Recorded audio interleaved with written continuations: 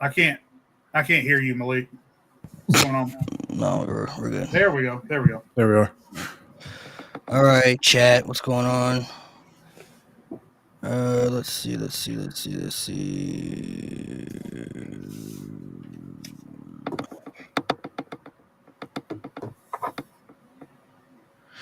All right, so today we're going to be doing just a little trivia stuff. We've done this on the channel before. I think maybe once or twice. Jade is going to be hosting his trivia games that he puts together. Hopefully he'll do better than he did last time, because last time he put a lot of false information. Lessons learned. I told you. Lessons learned. It's crazy. Today it's just going to be me and Mo, Lewis, G, and Nate are all out. So it's just gonna be us. I try to find some last minute replacements, but everybody's busy or doing something else. So me and Mo just gonna try to rock it out together, and we'll probably, if we get done with this in time, we can also talk about some stuff going on in WWE right now, some bad blood and everything. So absolutely. Jade, if you want to share your screen. Yeah. So this is fitting, right? Because we got the two reigning champions at least. So if we got to go one-on-one. We got to go one-on-one. Now, I will say that a couple of these categories were designed in mind for having several people guessing. But anyway, we'll adjust and adapt. So the first change that we have this time around, and for anyone who maybe didn't see the first two episodes of this, what's going to happen is I'm going to put a category up on the screen. That category is going to have several answers that fit into that category, such as if I were to say name every WWE champion ever, Malik could say John Cena. It would then go to Mo, who could then say Triple H, so on and so forth. If you name three incorrect answers in a category, you are out for that category, and the other person wins in this case. If nobody strikes out, it'll be determined by who had the most points. For each round, there will be bonus sections where if I think somebody might be a little bit harder to remember or something like that, then it'll be worth double points if they name that. So one of a couple of changes this time around, Mo, is that as the reigning champion, you are picking the first category. But just to avoid the possibility of you guys picking the hard shit first, as you tend to do, I've divided the 6 categories into 3 tiers of 2 categories each. So we're going to start with what I call the easy category, and your 2 options are championship history or Royal Rumble statistics. Which way do you want to go? Let's go championship history. All right. Championship history. Okay. Let's do it. I get it pulled up and then share my screen because we know how finicky this is. Right. Come on, open up. Here we go. Don't see anything. I know. I haven't shared yet. Give me just a sec. Oh, okay. I was like, what? View. Zoom out a little bit. We do that.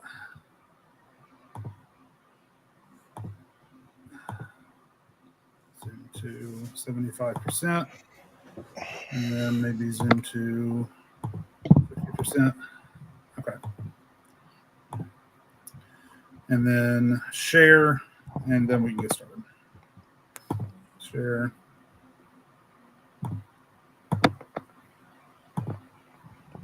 Okay. You guys see that colorful screen we got going there? Here we go. 24. Right. So we are looking for 24/7 champions, only the active ones. So guys like members of the Fox football crew who won it and shit like that, they're not going to be on this list. These people were active. And as you can see, a second change here in the middle is I've taken the liberty on some categories to make some labels to make it easy for you guys. So any of the numbers that are in light blue, those are women. Any of them that are in purple, those are men. The 2 that are in green were 2 rare instances where tag teams actually held the title at the same time. And then there are a couple of part-time performers on the list as well. Okay. So, one name at a time. And we are just going to say bye-bye to these names right here. If we can just backspace there. Okay. And then Mo is going first. All right, Mo. First name off the board. Who's number 101? Damn. All right. Crazy way to spell my name. M-A-L-I-N. Oh, Malik. There you go. Wow. There you go. Wait, so are we going in like order, or we just saying? Nope. Anywhere you want to go. They are represented by who won the title. Like number 1 was the last champion. Number 33 was the first champion, et cetera, et cetera. But you can go anywhere you want. Got it. Okay. I think the last champion before they threw it in the trash was Nikki Cross. That is correct. Should have done that so much sooner. Okay. It's my turn. Your turn, sir. Obviously, R-Truth is on here. Yeah. Yep. R-Truth is on here. His last reign came right about here. Okay. Jinder Mahal. Jinder Mahal. Down here. Okay.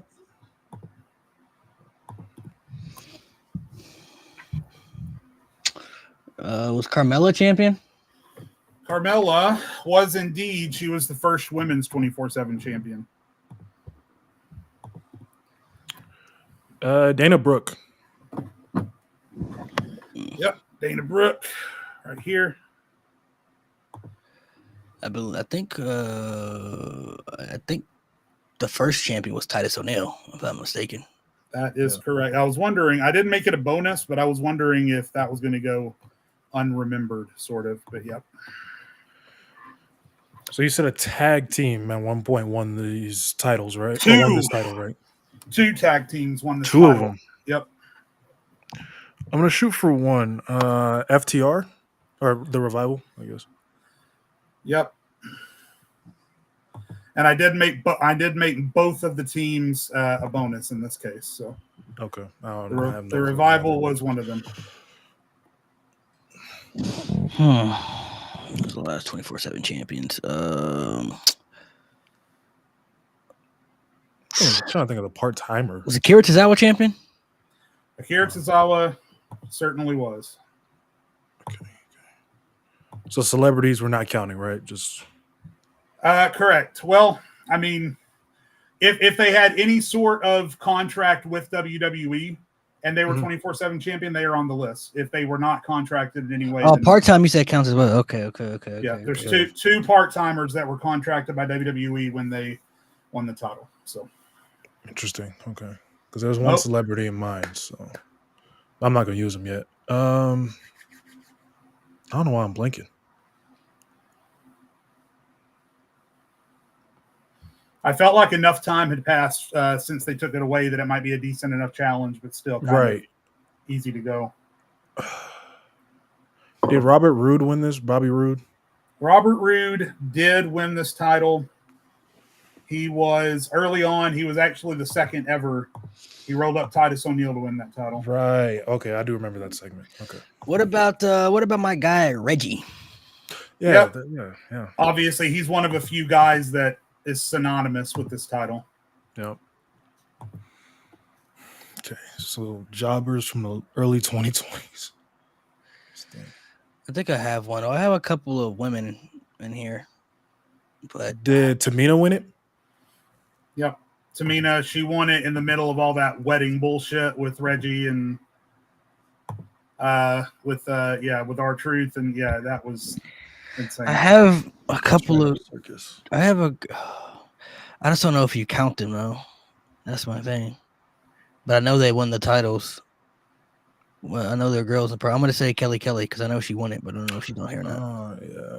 She did win it. I remember that. She did win it. I did not count her as full time. Okay, I was looking at the part time. Okay, so yeah. What was that? That Raw reunion episode?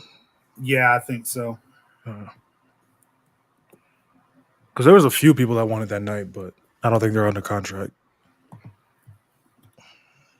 Go ahead, Mo. Trying to think of people. I'm like blanking now.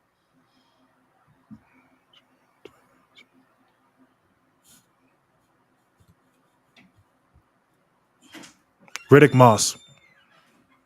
Yeah, we got Riddick Moss on here somewhere. Give me a sec. Yep. That was before he started madcapping. Yeah. I'm blanking on a couple of people. I think did Alexa Bliss win the title? Alexa Bliss, yeah, and that's going to be a bonus for you because that's a good pull. Nice. That's a good pull. Yeah, I don't remember that at all. But out of all the women that won that title, I was hesitant. I thought she did, but then I was kind of hesitant. But yeah, I don't remember that shit at all. That's a good pull, bro. That's the kind of guess that gets you back into the game. That's a good one for sure. I'm trying to think of this other tag team. Yeah, like the revival were treated as jokes, so that made sense to me. Well, they're garbage. So no, I'm just kidding. What'd you say? Yeah. I got a couple of other ones in mind too, but this belt, man. What a wild time this was. It's such a clown ass. I remember the celebrities more than I remember the actual. Yeah. Doug Flutie won that shit at one point. Fucking Marshmallow. I remember Marshmallow. By the way, I don't want you guys to take a strike on this. Even though they were technically under contract, I did not include the announcers. So Corey Graves isn't on here. Saxton isn't on here. Yeah, I didn't. They won it? They did, yeah. See. Oh, I got another person in mind. Yeah, he won a couple of times actually. Mo, you got a guess? I'm not sure if this person's under contract. I'm gonna just shoot for it. Ted DiBiase. Ted DiBiase, he won it, but no, he was not under. Okay, he was technically under a Legends deal, which I am not counting because obviously that's just show up when. Yeah, I was like Kelly would have counted because right, yeah, exactly. Okay, so I definitely know Drake Maverick won that title a couple of times. Yeah, he was a part of that whole fucking circus with him too. Oh my god. Yeah, him and R-Truth. They made that into a story. Yeah, they made that into a story. Yeah. Yeah, he went and got married, and they got interrupted on their honeymoon. Yeah, some of that shit was funny. Like, it was kind of funny. I ain't gonna lie. Yeah. All right, back to a square game, Mo.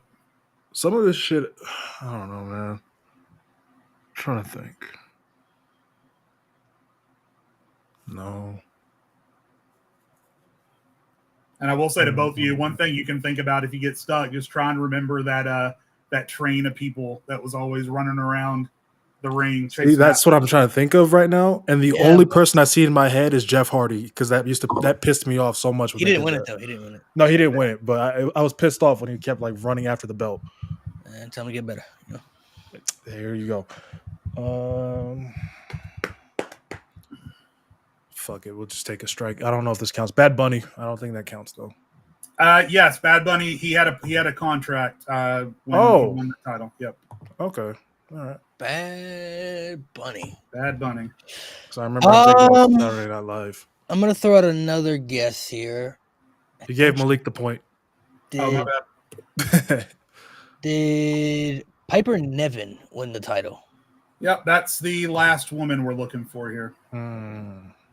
Technically, she was Dewdrop when she won it, but who cares? I'm gonna give that to you. Yeah. Okay. Bonuses between Drake, Maverick, and Reggie.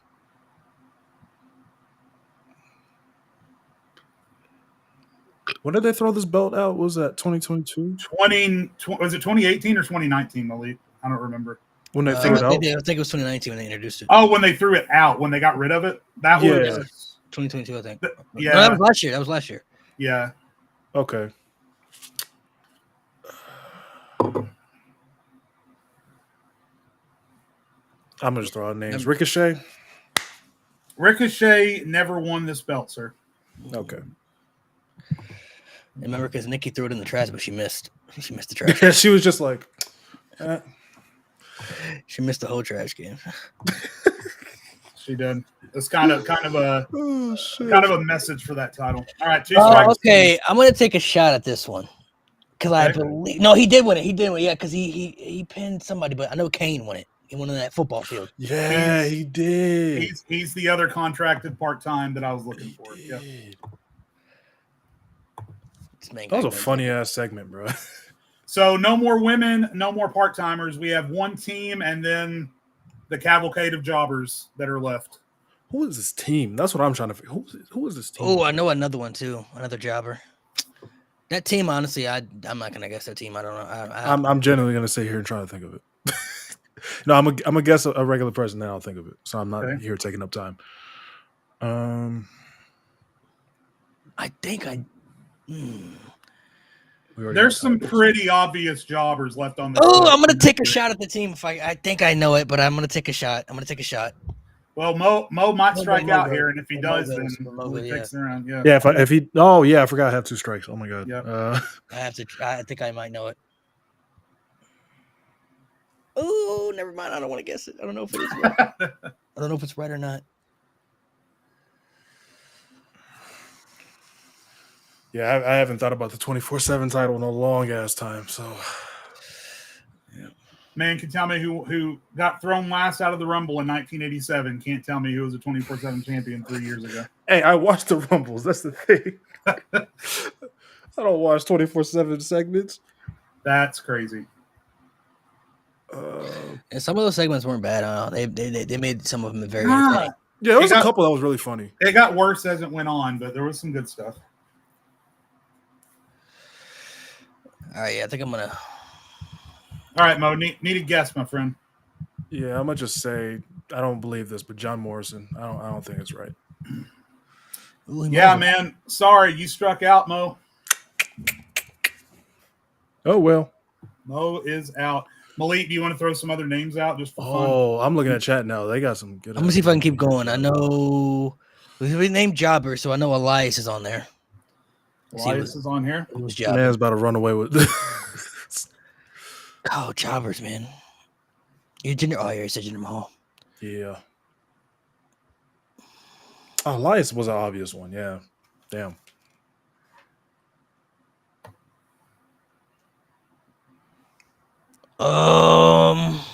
Heath Slater. Heath Slater's on here. Yep. Yeah.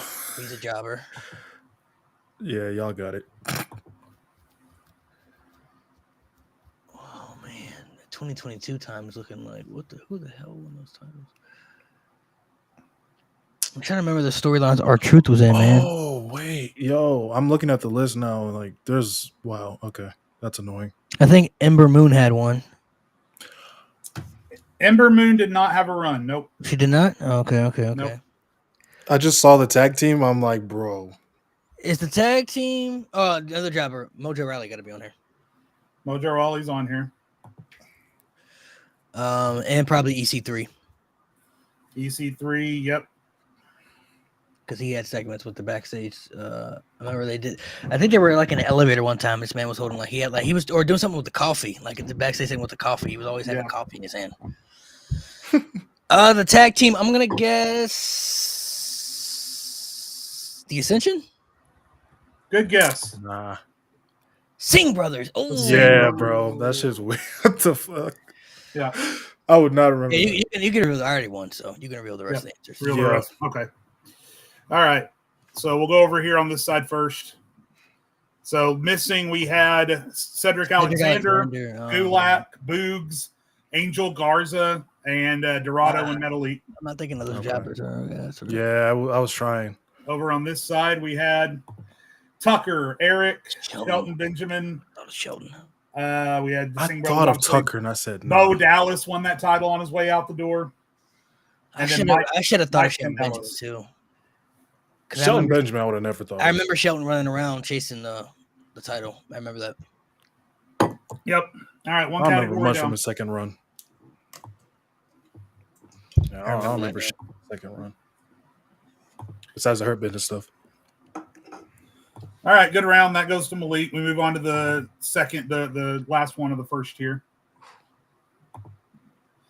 Y'all remember when Gronk won that shit? I do, yeah. WrestleMania. Remember he signed a contract and never wrestled? Never had an actual match. Went back to football. Yeah, he went back and played with Brady, won a Super Bowl. All right, share my screen. Got to reshare it after I pick a new one.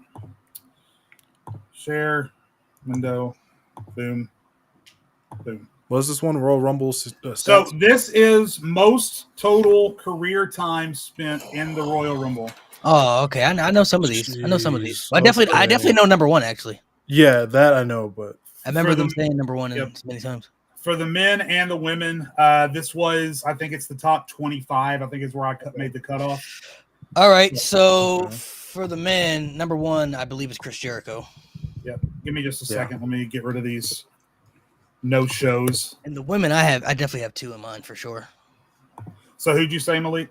Jericho. Yeah. Someone said I'm about to get swept. That's crazy. It depends. I mean, it depends on what Mo knows. Triple H. 4th all time. Kane has to be in here somewhere. Oh yeah, that's a given. Not as high as you would think. Now, it's surprisingly low on the list for me. But, yep, he's right there. Rey Mysterio. My left knee. This person's been in a lot of Royal Rumbles, but I'm not going to say him yet. I'm going to say for women, Natalya. Got to be in here somewhere.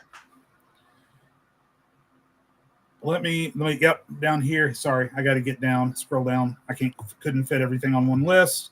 She is right here. Okay. Okay. Since he's been in it a lot, Kofi.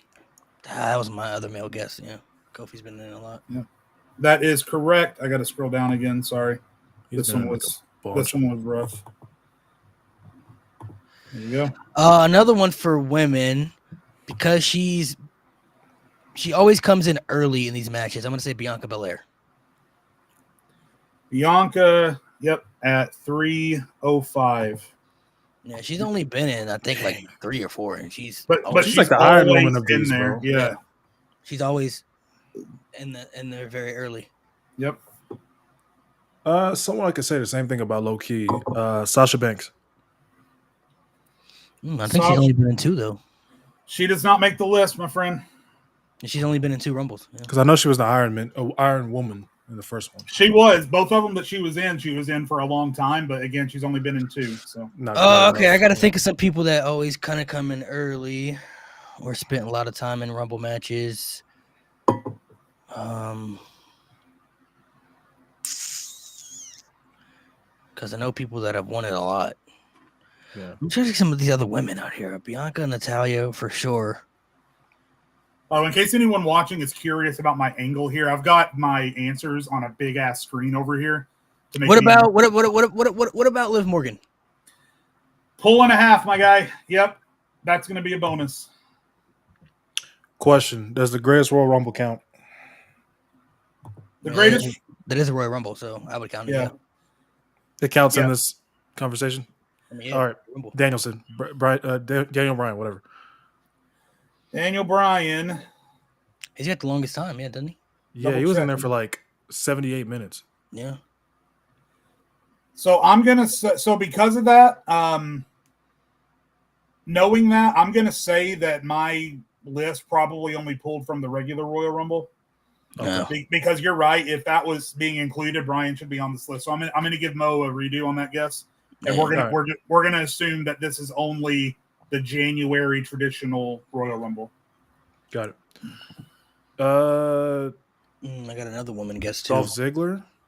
Yeah, Ziggler definitely got to be in there. Yeah, Ziggler. Yeah, and I had to make him a bonus. I mean, that's Dolph. I got a bonus for. I got another woman on here. What about Rhea Ripley? Rhea Ripley is making her way up the list. She's over here. Because she went in at number 1. Yep. Let's think of another woman. Naomi. Yep, and that is also the bonus down here. Come back. Yes, sir. I had another man, but I'm gonna guess another. What about Bayley? Bayley also working her way up the list. Oh God, there was somebody else that I had him on. I just forgot him. Shawn Michaels. Yep, Shawn over here.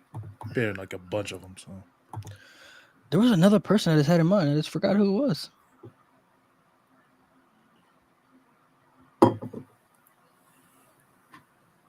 Oh my gosh, I just had this person in my head. Hold on. Edge is going to slap by right here just below Kane.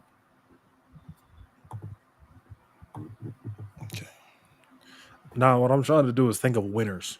People who have won this shit. Mm-hmm. Yeah, some of the people that they've won, but I don't know if They their weren't in that time much. is. Yeah. Might also think about people who have spent a lot of time in Final Fours or, Right. you know. Did we already say Ray? Yeah, we did. My left knee. Well, I definitely have somebody then, for sure. We gotta stop this. We gotta stop this shit. I had surgery 3 times on my left knee.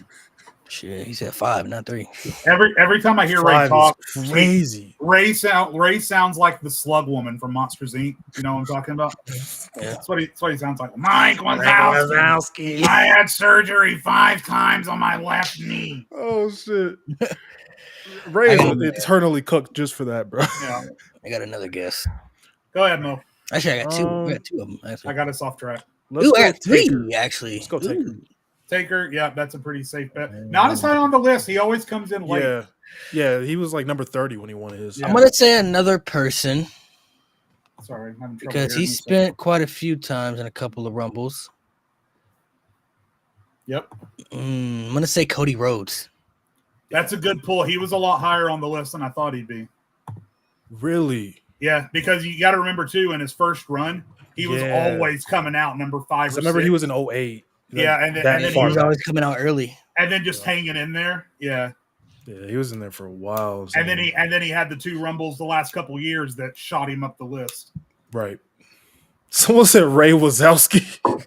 Ray Wazowski. Oh. That's wild. All right, let's think women. Yeah, a couple of those women I'm kind of blanking on right now. I'll go ahead and give both of you just a heads up, an update on that one. Okay. Actually, let me double check one thing. Hold on. We might be done with women. That's what I'm double checking. Oh wow. Because we got Liv, we got Bailey, we got Rhea, Natalia. We got Naomi, we got Natalia, we got Bianca. Yeah, no more women on the list. Okay. All right. Did we say Randy Orton? Randy is number 2 all time. Yeah. Oh, really? I have another guess. Oh yeah, he got to be in here somewhere because he was. Oh wait, sorry, my bad. I keep wanting to. And he spent a lot of time in. Okay, Roman Reigns. Yeah, Roman. Yeah, he's been in a bunch. 243, 32. Even though he hasn't been in one in however long, he's still. Yeah, he spent a lot of time in. What was his last Rumble? 2020. Yeah. Okay, that sounds right. Probably next one, 2025. Wouldn't be surprised. Yeah. Ooh, I have another person. Well, to be on here because he spent quite a few times in Rumbles too. I'm thinking of the last 2 years. My glorious king, Gunther. Gunther hasn't gotten enough miles under his boots yet. No. Okay. What about the longest time in a regular Rumble? Well, this guy's been a lot of Rumble matches. What about Miz? Yep, the Miz. That sounds right. I expected him to be higher on the list, but he falls down here. Respectable. We already said his name. How many has he been in? He was in 02, Big Show, 04.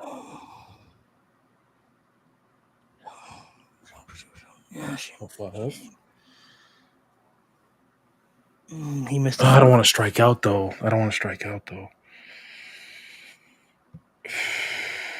have another safe guess. So I have 2 actually. I have 2. We got a few all timers left on here. We got a couple of greats from now left on here. Yeah, I got 2. I got 2 for sure. Bonus will get you back into it, Mo. You just got to give me one of them. I'm struggling. I'm scared. I'm going to say his name. It's wrong. I got 2 that are safe bets for sure. I don't know about the bonuses, but I definitely have 2 people in mind. Let's go Big Show. That was one of my guesses.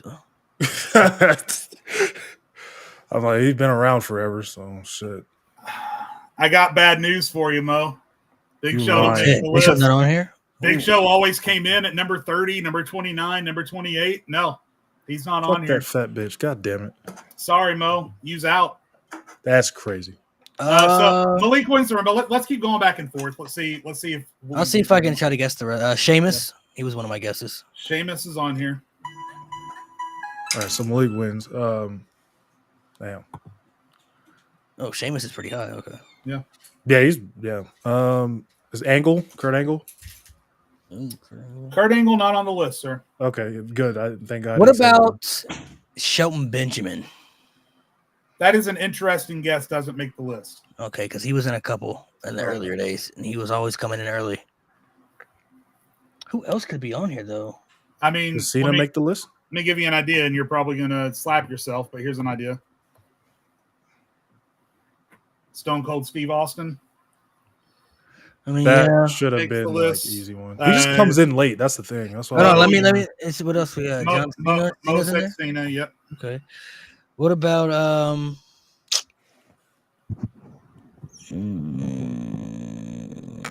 Seth Rollins, maybe? Seth Rollins. Yep. 241. Okay. Is Asuka in it? No more. Oh, you said no more women. No more women. No yeah. Who are these fucking bonuses? Jesus. Does Maivia make the cut? Maivia is on here, 158. Oh, The Rock is on there. Oh, okay. What about Brett? Brett doesn't make the list, but a member of that sort of family. Owen? Not Owen. Bulldog. Yep. Ah, yeah. 206. I should have. He was with Sean the entirety of the '95 Rumble. I should. We got. Let me double check. So all we have left, we have 2 active guys, and then we have 1 guy that's active somewhere else, and 1 guy that's passed away. 2 active guys. Is AJ Styles one of them? Not Styles. Okay, I didn't think so. Not Edge. Christian. Nope. No, Christian wasn't in a lot of Rumbles. Yeah, I didn't think so. 2 active guys. Hold on, let me think of some of the people who've been around for a minute. Oh man, I don't care. Oh. God damn it. 2 active Probably am guys. gonna get swept. Oh, brother. We got 4 categories left. You got time. You're right. 2 You're active right. guys. So as long as I get 1, I'm happy. So they are embroiled in the hottest feud in the world right now. Oh, Drew and Punk? CM Flunk. Here you go. And so Drew isn't here, so is Punk. And the last Punk's 2 a bonuses bonus. we got 1 guy that's active elsewhere and 1 guy who's passed away. Bray Wyatt. Yep. And then These 1 are guy names I active should have elsewhere. said, man. 1 guy is active. Active elsewhere. Active elsewhere. Yeah. Like AEW? Could be active somewhere else. Mox. Yep. Okay. Mox, Dean Ambrose. These are all names like I really should have got. Fuck. Yep. All right. Well, Malik's up 2-0. So Malik, you get to choose. Shit. Okay. From tier 2, middle tier, we got the 2 categories are the WWE Hall of Fame. Oh boy. Anybody go and there? Yeah. Survivor Series history. Oh, I was about to dive into that soon. I should have done it sooner if I knew that was a category. Let's do Hall of Fame. I want to see what this is about.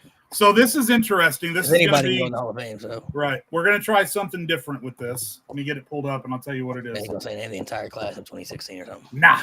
CM Flunk is so wild. CM Flunk. Are you gonna be upset when he beats Gunther? No, honestly, man, this story's been great. I mean, if I'm being objective, the story's been great. I just want the guy to stay healthy. That's it. He's been fine. Right. Yeah, I just want him to stay healthy. I got to try and squeeze everything onto here, so it might be a little bit small, but that's okay. I will narrate for you as we go. There we go. That's gonna have to work. Okay. So here's what we're gonna do with this, gentleman. So what the list that we have is gonna be the list of every headliner. Oh, okay. They started doing headliners in 2005. Right. Oh, okay. You guys I could probably get that. are going to give me. Now, here's how this one's going to work. You cannot go anywhere you want on the list with this one. You either have to start at the top or you have to start at the bottom with the most recent. That's easy. Yeah, that's easy. That's easy. So if We start top.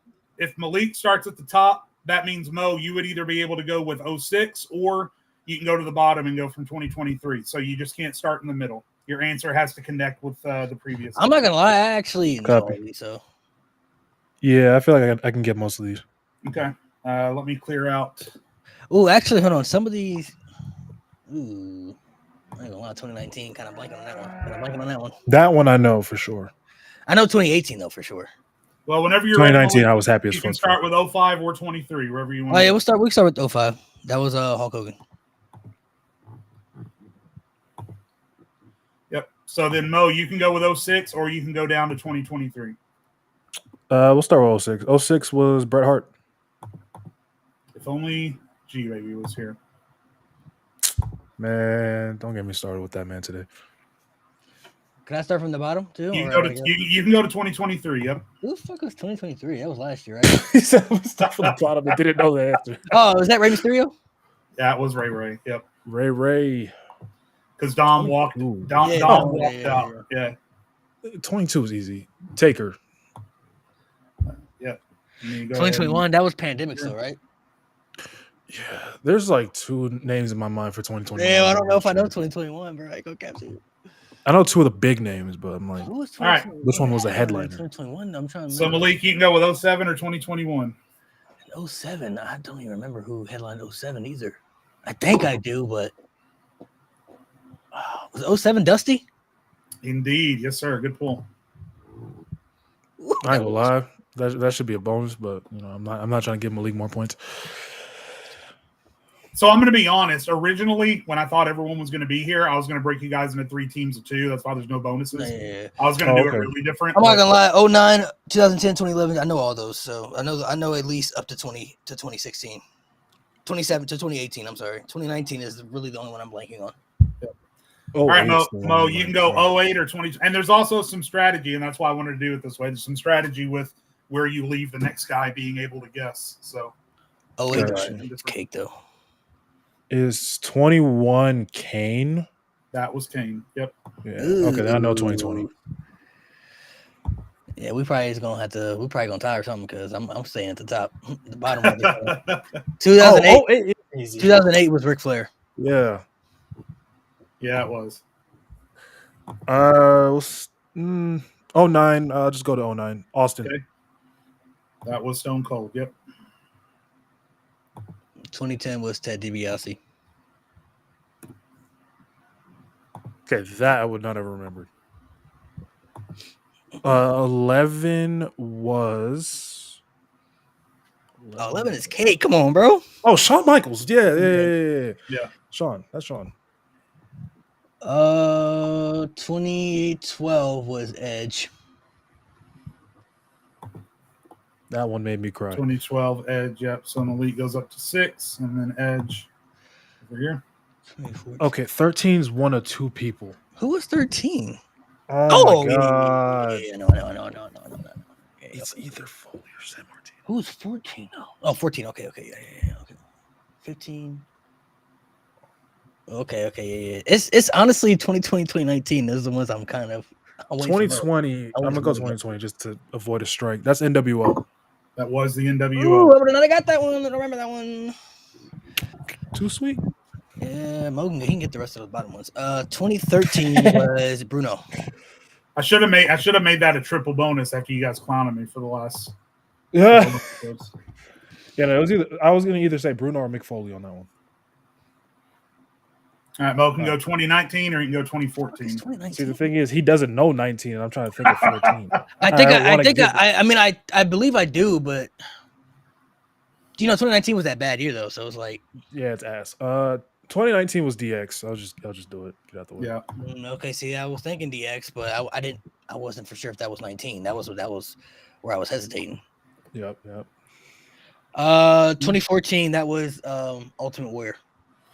That was a crazy year. That was so wild. He had a very. I was just thinking about that the other day. Yeah, he had a very good speech. Yeah. I did like his speech. He had a speech, then the Raw, and then he passes away. And then he died hours later. Yeah. He had a very good speech though. I did like his speech a lot. Yeah. 18. WrestleMania 34. Oh, 18's cake. Goldberg, right? Goldberg is right. Goldberg. See, I don't know if Noah knows those upper ones, so I'm gonna because I know 2015 and I know 2017, 2016. I know 17 and I know 16. Oh, so you don't know 15. I know 15 for sure.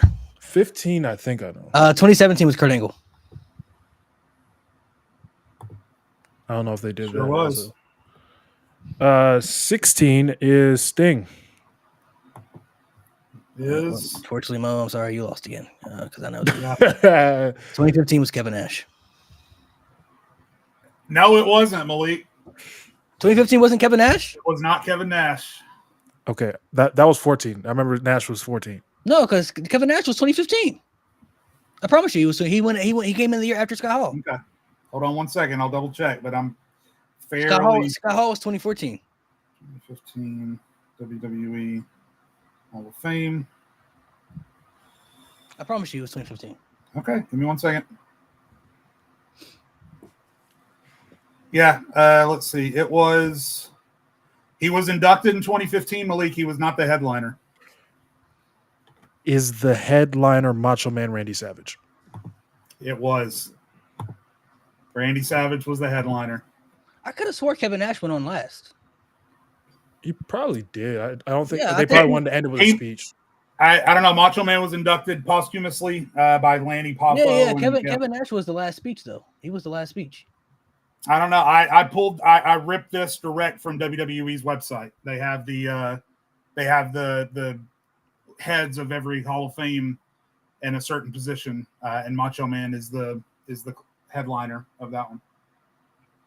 Yeah, they probably didn't want to have like Macho's last because Kevin Nash was the last speech on the. I remember watching that Hall of Fame. He was. Yeah, I remember that too. He was the last person. Okay, hold on, because I don't want there to be any negative feelings, and I learned my lesson from last time. Yeah, because I mean, if we're talking headliners, all these people were the last speech. Were the last speech? They were the last speeches. So that's technically. I mean, that's the headliner. Well, the headliner is whoever WWE says it is. That's my point, but I'm trying to double check now. Because the headliner is also always in the middle when they come out of the stage at WrestleMania the next night. And I'm trying to double check that. I'm about to vote on Malik's bracket real quick. Let's make sure these people get it right. I haven't looked at it yet, so. Yeah, I mean, I've got multiple sources. I've got WWE, I got Wikipedia, I got Bleacher Report. I've got IMDb. I've got several sources here that report Macho Man as the headliner, which is where I got it. So, I don't know who went on last. I don't remember, but Macho Man. Yeah, Kevin Nash went on last. I remember Nash went on last. Yeah, and that might have been just because they wanted an actual inductee up last, whereas obviously Macho Man had died, so Randy Poffo and a bunch of other people came on for him. But yeah, everything I'm reading says Macho Man was the headline. But you're still up 2-1. So yeah, 2-1. 2-1. See if I can make this comeback. All right, the next level 2, we are jumping over to Survivor Series.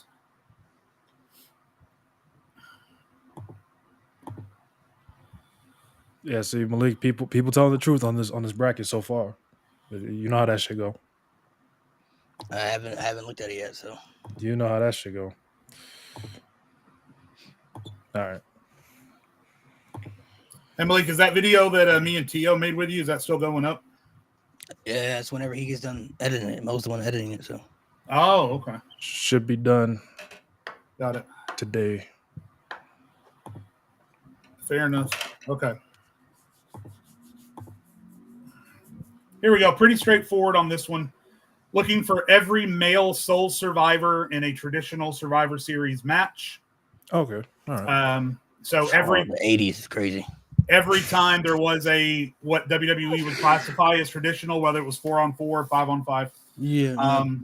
Obviously, no one is on this list more than once. If they were the sole survivor more than once, you'll see it listed there. So this person did it 3 times. This person did it twice, so on and so forth. You don't have to name them in order. We're back to traditional gamesmanship on this one. Okay. If they're on the list, I give you a point. Mo goes first. Cool. Mo, you can start whenever you're ready. Cool. Let's knock the easy one out the way. Randy Orton. Randy Orton down here, 03 through 05. He was the sole survivor. So these are people who've just been sole survivors. Yeah, And males only. We didn't do female matches. Okay. I know Dolph Ziggler was one. Yep, Dolph Ziggler. He did it twice.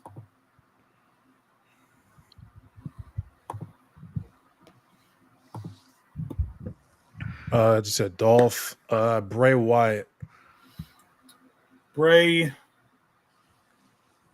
Oh wait, not Soul Survivor. Fuck. Right. No. Yeah, he's sorry, man. I got to give you a strike on that one. Yep. Fair enough. Yep. Soul Survivor. God damn it. Soul Survivor. Roman Reigns is 2013, 2019. Yep. Yes, sir. Oh, man, those One. I ain't gonna lie, man. Damn, I'm probably not gonna get those. I'm mad as fuck for saying that one. 2021 is Seth Rollins. Yep. 2009 was a couple of people though. I remember 09. 91, 2006. That's Ric Flair. Richard Fleer.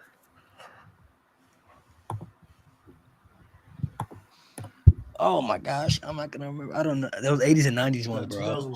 Did I say 96 and 2001? 96, 2001. Yes. Oh, okay. The bald bitch. He has a name, sir. Clarify. Maivia. Maivia. Yeah. There's a lot of bald bitches.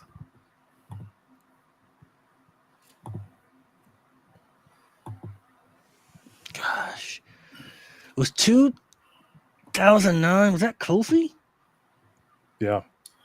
Kofi, 2009. Sorry, one sec. Getting caught up. Yep, that was Kofi.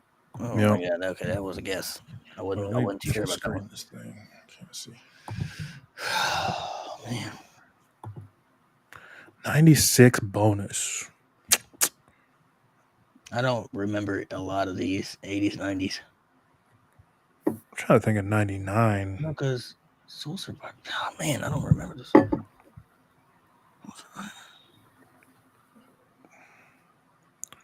99. 2000. I'm gonna just say Boss Man. Big Boss Man. Big Boss Man. Let me double check.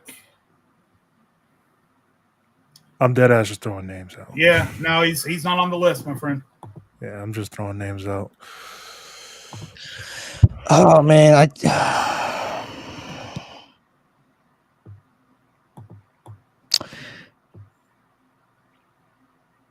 I gotta say Hulk Hogan. I feel like he was on here once at least. He did it Probably. twice. That was just a safe guess. Yep. Hogan was a purely strategic safe guess, just because. I'm gonna try one of those too. Ultimate Warrior.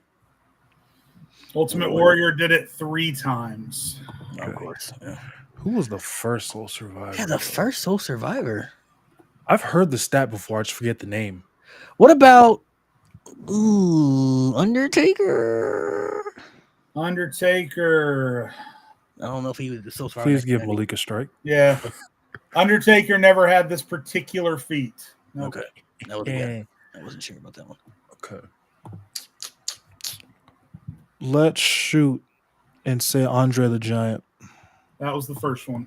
Yeah, I figured he was that sounds probably- right. Okay. Yeah, that sounds right. Oh man. Soul Survivor, man. I know they had a couple of bad teams. Like 97 was dog shit. I don't want to remember those. 96 and 97 are going to be pulls. 95. What about? Oh, I was gonna say somebody, but I was gonna say Doink, but I'm not saying that. Remember they had the team with the mini Doinks, Oh my fucking God. but I don't know if they won or not. Was that 93? I don't know if they won or not.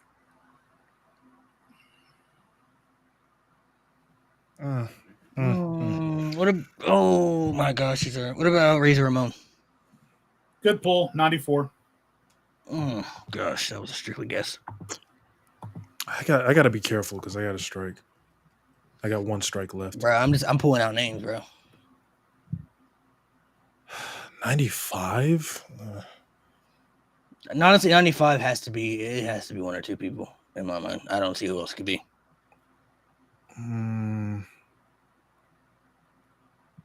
I'm trying to think of these matches specifically. That's why I'm like struggling.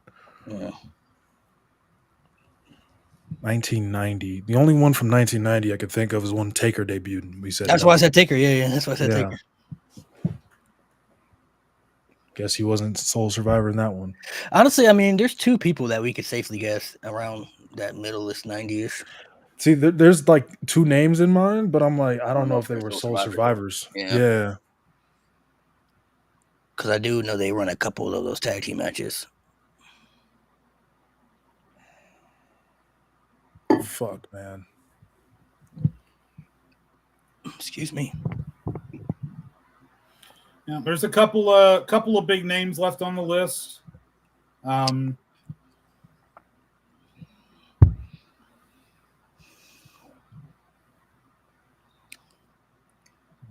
I said, the bonuses are going to be pulls, but yeah, right. Oh, I think I do remember one of the possible that 99 one I've heard recently, and it's annoying. I think I do know one. It might be a pool too. I think I do. Mo, any idea? Yeah, we don't need to guess. Probably go safe bet. Honestly, that's what I would do. I think I'm cooked regardless, but fuck. Shawn Michaels, 93. Yeah, bad news, man. You are cooked. Yeah, I'm out. Shawn Michaels isn't on this list. Mo strikes out. I want to see if this is one of the pools. Okay. I think that might be 97. What about Ken Shamrock? Ken Shamrock, he was 97. He's on the list. Okay, that one came back to me. I do remember that one. Oh, he wasn't a bonus though. That's crazy. Nope. Is Bret Hart on here too? Because he was one of my guesses, but I didn't say him because I was afraid. Not Bret Hart, but again, a family member. That was my other guess. Owen? Not Owen. Or Bulldog, I guess. It's the Bulldog again. Yep. What is some other Bulldog? Hold on. What are we? Is Yoko on here? No Yoko. 97 is egregious. That bonus. Nobody's remembering that bonus. I swear to God. Let me just throw it. Let me just put this on the screen for you. There we go. Yeah, nobody's remembering that. Who? Sorry. The Interrogator. No way. The Interrogator is crazy. No way. I can't remember the names of the groups. There was two jobber groups in the company at the time, and the two jobber groups had a Survivor Series match, and the Interrogator was. It's revealed the rest. Commission and the Disciples of Apocalypse. That's what it was. All right, here's the rest of the list.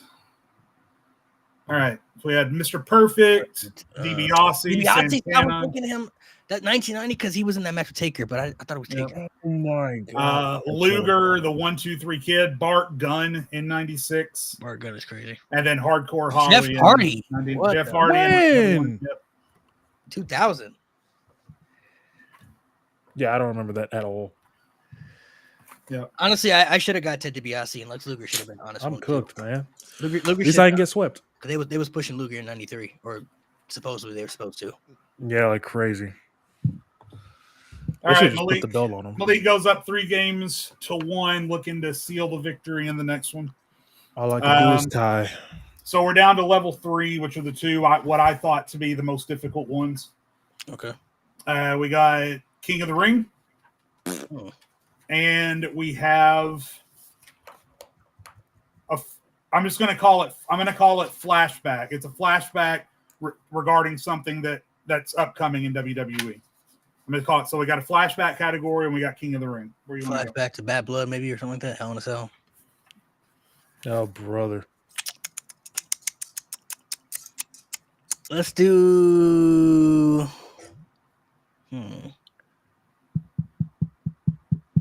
Let's do flashback. Okay. Oh God.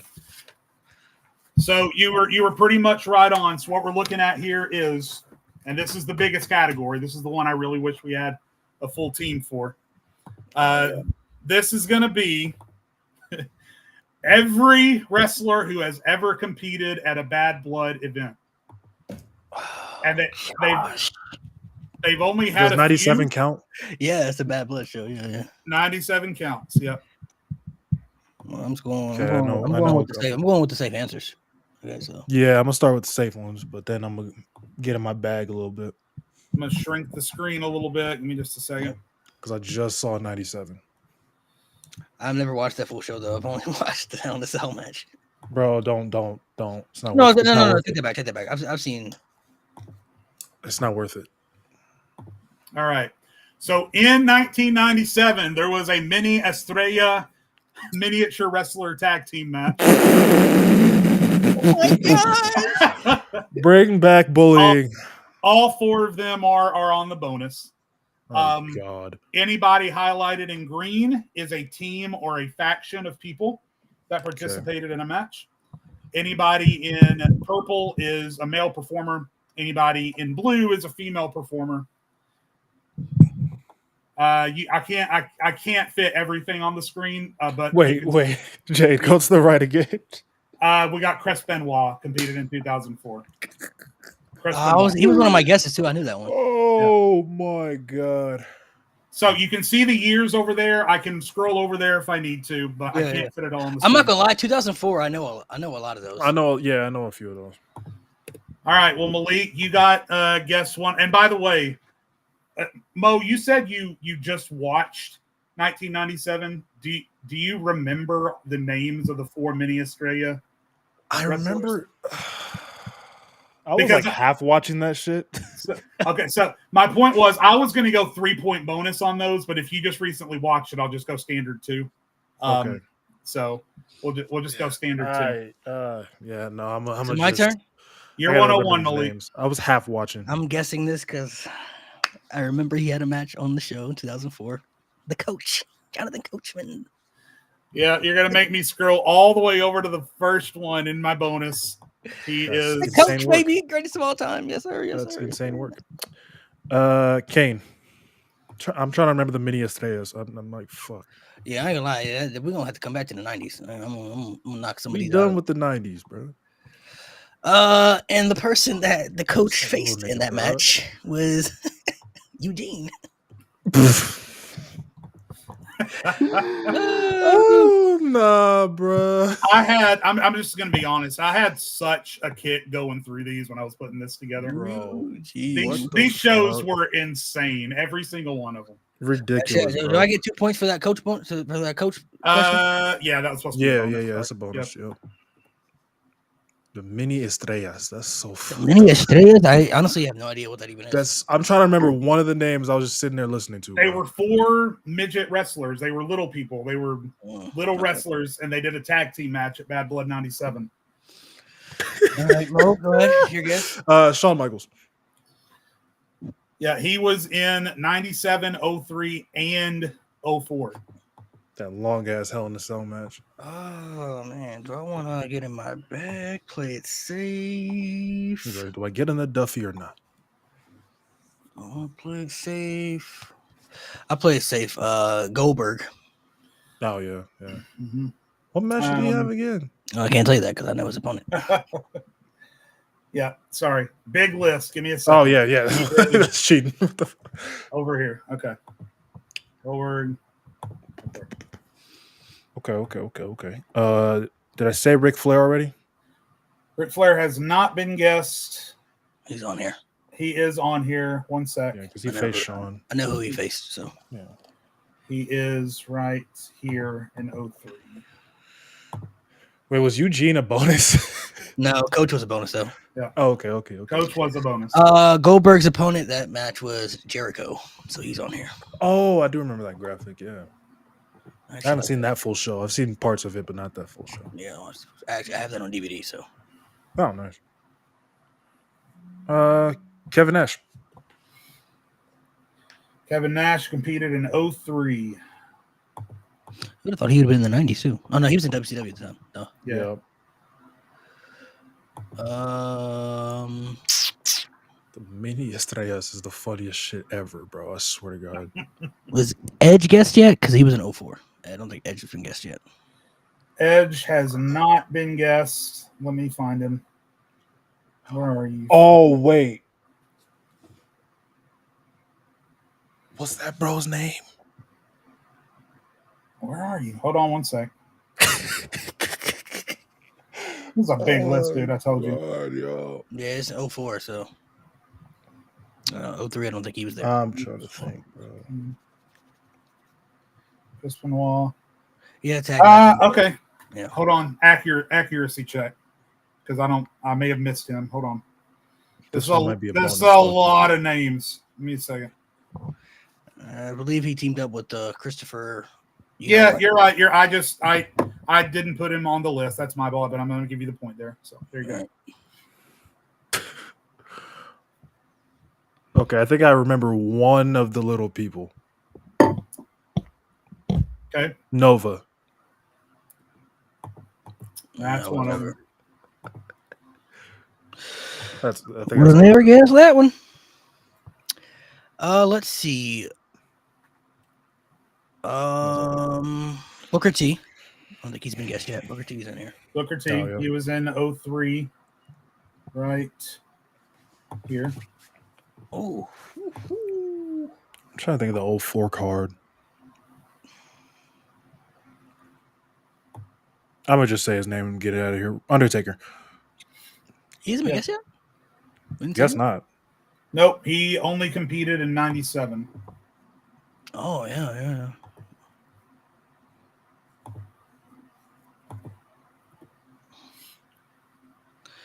I have RVD was in one. I think 03. He was in 03. Yep. Okay. You said who, RVD? Yeah, RVD. Yeah, I think he teamed with Kane on that show. Okay, time to get in my 97 bag. Trying to make at least tie this game up. Henry O. Godwin. Henry O. Godwin.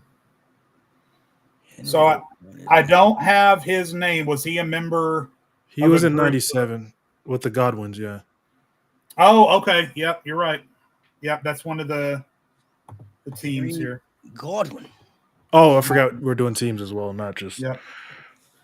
Yeah, if Hey, they start of a team. I remember who they faced too. Start of a team. Who did they faced on them? I remember. Okay, Christopher Nowinski was in 03. Christopher Nowinski was he a part of a team or a faction? He had a tag team match. I don't want to say he teamed with somebody on that show. I don't want to say who because I know who it was. All right, one sec. I knew this was a possibility.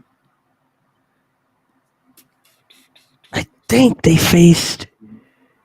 Ooh, no. I remember because they faced. Yep, I remember that match.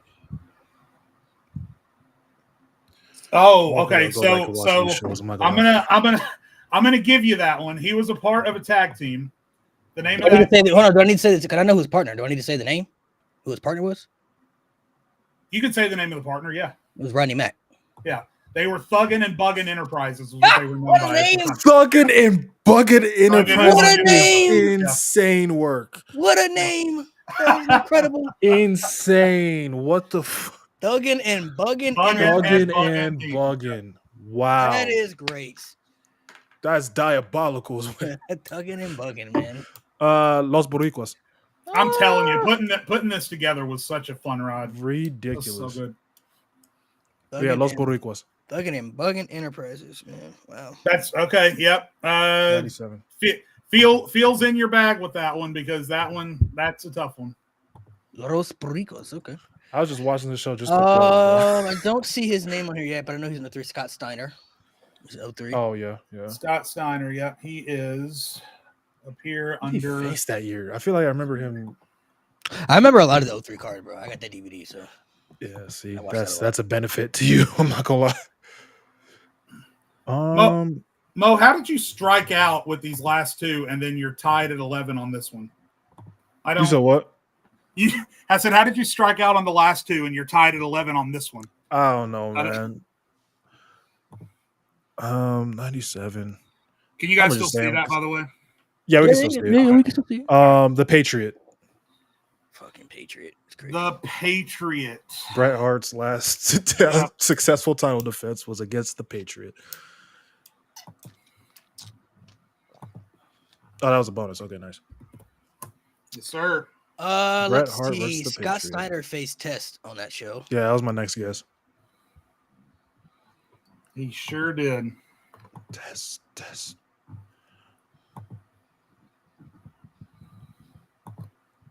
See, I remember one more little person, but I can't remember the last name. So I'm gonna just say Brett since we haven't actually said his name yet. As a guess. There you go. I remember another tag team on 03. They might be the bonus. I don't know. La Resistance. Oh yeah, no, yeah. La Resistance, indeed. Hmm. 03, another bonus for 03. Yeah, who is that? Like who the? But it doesn't count. I mean, if they're on the card, they're on the card, bro. But it wasn't an actual match. Owen Hart. Owen, yeah, he was in '97. He had Austin on commentary. This technically counts as a match. So this shit better be right. I think that last bonus for 03. Is that Eric Bischoff? You know it is. Okay. You know that's Eric Bischoff. God damn it. Just making sure. I'm saying technically it was a match. So Owen Hart would have faced Farouk. I love how he just knows the old shit and I just know the newer. Yeah. It's because I watched the shows. That's it. I've never watched that full show. Put Steve Austin on there because he fought Bischoff. Or technically just whooped his ass. Not even a match. Yeah, but it was technically. It was a match. Yeah. It was a match. Because I thought with that by the way, Jade, you put up British Bulldog instead of Farouk. Ah, shit. Okay. So British Bulldog is my answer now. I want the point. Well, I'll give you the point, but I'll just leave Bulldog. We got enough point. Oh yeah, that's enough. It's my turn again. We did Brett, and he said Bulldog and Farouk. So okay, yeah, so that's fine. Yep. I said Booker T. Oh, Christian, Mr. Blue Dot, Christian Cage, man. Legion of Doom. Excuse me. Move over to that 04 card. I'm gonna get some of that one out there. Trish Stratus. Trish is here. Big Trish. Show enough. Who did she face though? Okay, I think I know. Go back to 97 real quick. Trying to think where these fools are fucking bonus. Can't believe this was a fucking opening match. The Disciples of Apocalypse. Who? Yeah, that's what I said when the show fucking started. Disciple of Apocalypse is. That's what I said when I started the show. I'm like, who the fuck are these people?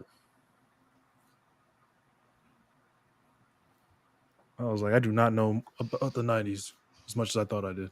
Bad Blood's got a unique history. I learned when I was putting this together.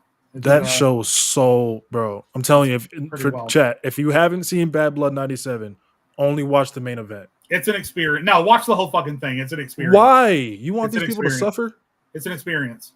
Goodness gracious.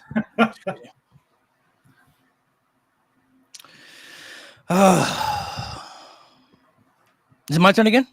Yes, sir. Yeah. Oh, I'm sorry. I thought I no, you're good. What did he say? Oh, he said something crazy. Yeah, something crazy. 04.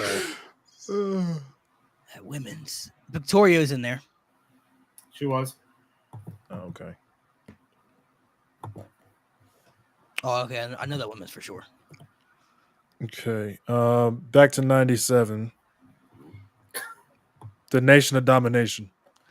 We are the nation. Of domination. The dichotomy in this is wild. That you guys are literally making me. I'm not gonna lie, he's saving me because I would have never guessed anybody from the 90s. I'm trying to remember 04 and I can't, so I'm just like, I might as well just stick with what I know. 04, go ahead and write down Alita. My wife. Shit. Relax. Never.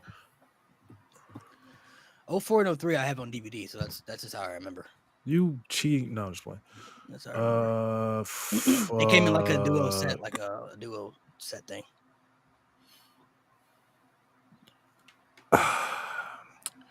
See, the thing is, I remember one of the little people, but I can't remember his last name. That's what's pissing me off. I mean, if he says his first name, does that count or no? I'm going to say no. If you're going to pull that, you got to pull it. Oh, well, never mind. I try to help you out. Oh, well. It's Max something.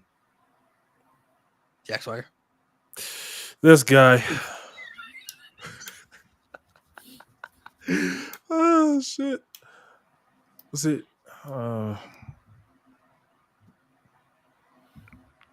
You got one. Was it Max Mini? 7. Yeah, Max Mini. Max Mini is crazy. What the fuck? Oh my god, yo. Nigga, what the fuck? That last woman for 04, that is Gail Kim. Oh, that's right. Okay. Oh, that was a bonus. Okay. Yeah, I thought the timing of that might have fucked you guys up. But you guys have benefited from, Malik owns 2 of them, and then Mo watched the other one. So, but yeah, bonus. Yep. Yeah, the other 2 little people, you're cooked. I'm sorry. We got one team left in 97. You can get those 297 ones, bro. So go ahead and knock that out because I don't know. Yeah, one of them's the Headbangers.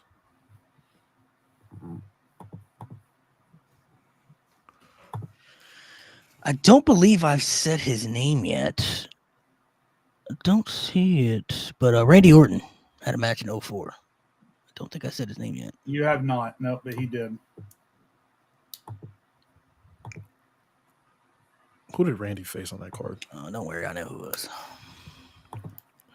I don't want Malik to get any more points. He won't get 97. So you won't get 04 either. So I know a couple matches from 04. Especially some of the. I'm saving some of these like that bonus up there. I know who that is.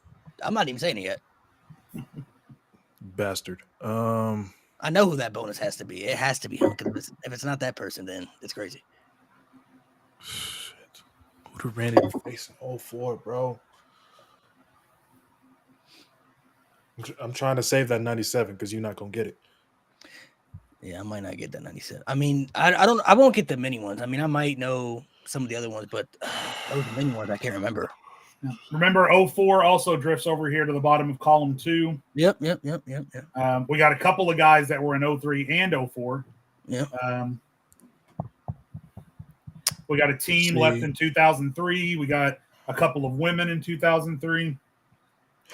Oh, wait. I think I remember 04. Is this after he went and faced Triple H on Raw? Did the move and that? Shelton Benjamin. Shelton's right. Yep. Okay. Because I'm trying to remember when he moved to Raw from SmackDown. I'm going to go ahead and get that bonus out of the way. All right, hold on. I think I know who that bonus is because I remember. I said Jericho, right? Hold on 1 second. Sorry, I got to get caught up here. I misclicked something. Yeah, you did. There. And then Mo 25. Okay, now where are we going? I said Jericho. Okay, Jericho in 04 had a match against Tyson Tomko. He sure did. The fuck? All right, back to 97. Vader. Yep. You know what's crazy? Vader is the one that actually knew. Thank God I said it. That was the one that would that have been cooked. I'm sitting here that you guys are 26-26 with no strikes on. I'm 22. This was supposed to be a masterpiece. 03, the Dudleys. I didn't even say them yet. That's crazy. Right. Yeah. Oh, okay. Malik went and dug out Thuggin' and Buggin' Enterprises before he got. Nah, that's diabolical work. That's different, bro. Like I would have never. I thought I had said the Dudleys already. Okay. I would have never, because what the fuck? Wild. You know what? I'm gonna try and think of them little motherfuckers again.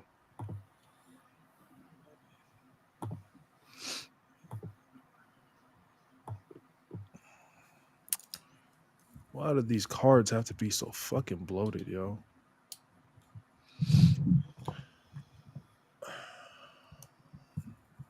Did Batista compete at any of these?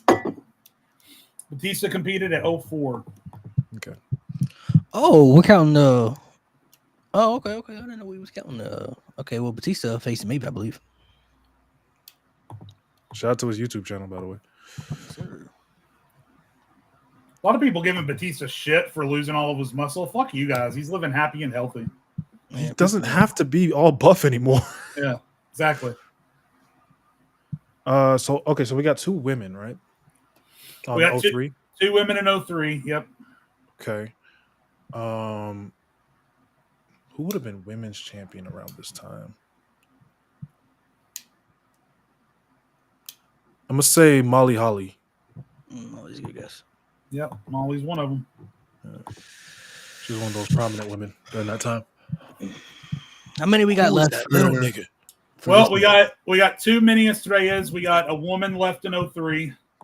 We've got one guy who was in 03 and 04, and that's it. Wait, one guy in 03 and 04. One guy in 03 and 04, one woman in 03, and 2 mini Estrellas. I'm going to be honest. Well, 03, he said, who did he say? He said Molly Holly. Ivory. You guys are going to be fighting. Oh. Because this is wild. Okay. This is wild. So what's left? 03 and 04. We got one guy who's on who wrestled 03 and 04, and then we got the 2 mini Estrellas. That's it. You might as well. If you get those mini Estrellas, honestly, you're gonna win because I don't know this. I think I remember one. That's 2 bonus. I remember what he looks like. I can't remember his name. That's the fucking issue. Those are 2 bonus points. So if you get those, you got that. Man.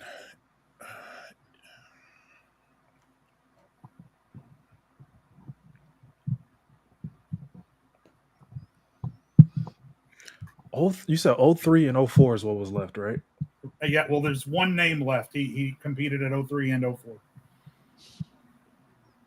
There is? Come on, Malik. You got the DVD for this, bro. I thought we said who did we said? For- Colbert, RBD, Kane. I'm looking at the names. Scroll over. 03 and 04.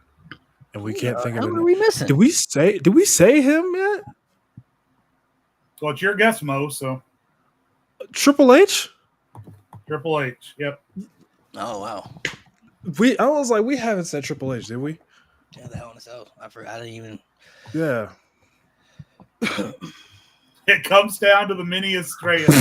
Okay, I remember his face. It's his name, but I can't fucking remember. I'm trying to remember. Okay, I was like half watching that shit, bro. Are you allowed to give? Was this a tag match or something? It was a tag team match. Yeah, it was 2v2.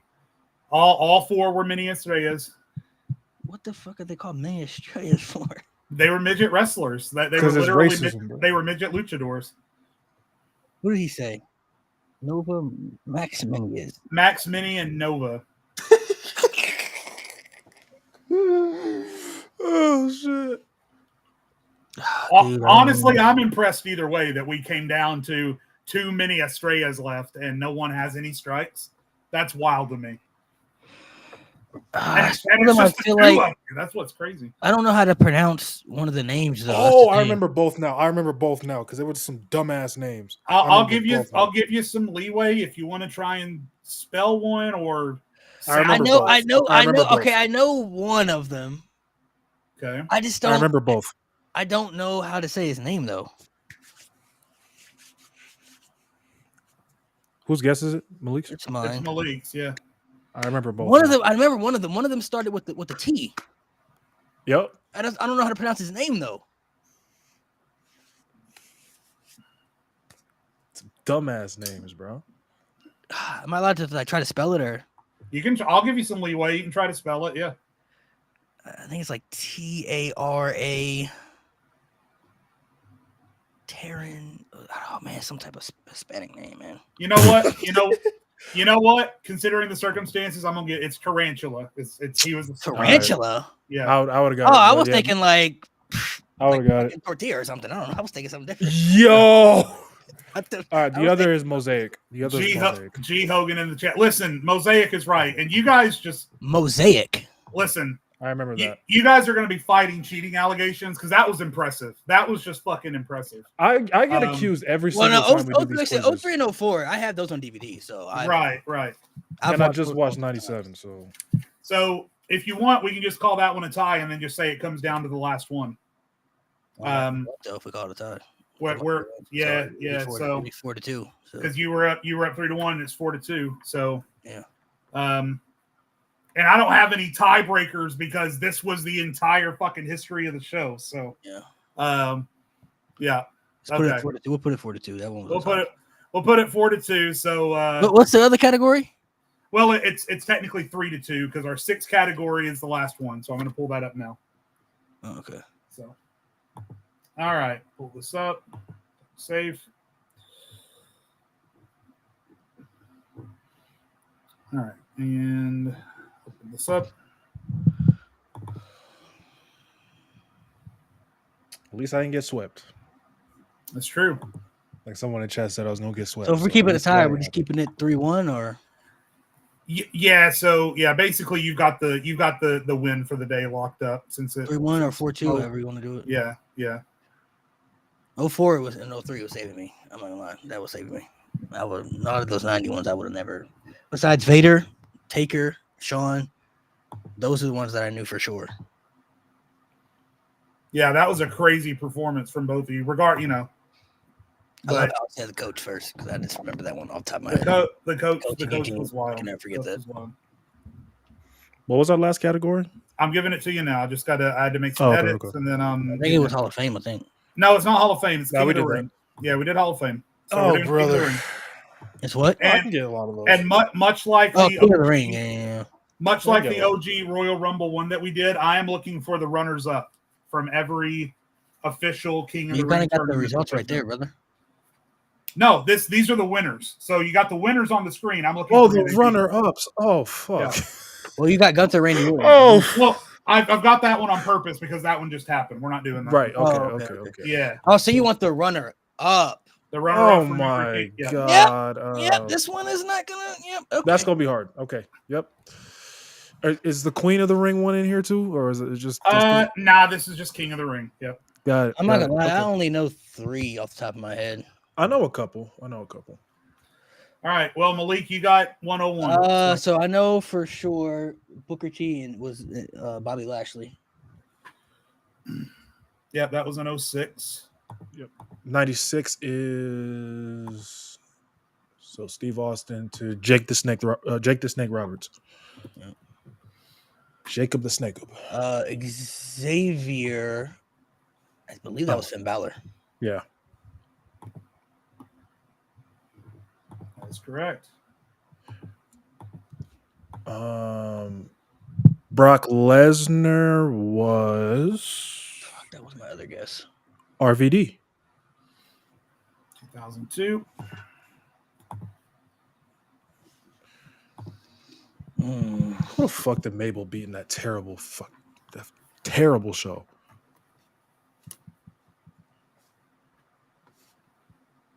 Did Mick Foley beat? Triple H beat Mick Foley in the finals? He did. It was Mankind, but yeah. Yeah. Nah, strike him. He ain't say the right name. Because that's when he kept beating him up with that crown. Yeah. Ken Shamrock was The Rock. Was.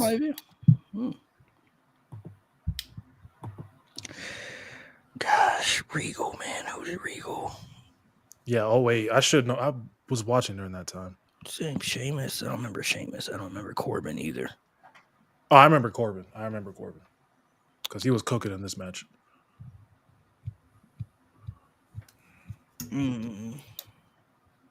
He was cooking in that match.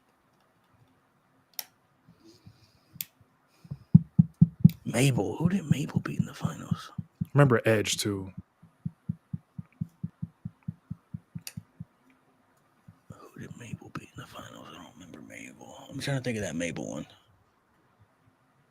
Oh, I remember Mabel. Terrible show. Terrible fucking show. Is Mabel Savio Vega? Oh, fuck. Good pull. God damn it. I'm trying to get Here we some of go. these older ones. Bret Hart had 2. I remember one of them. Corbin is Chad Gable.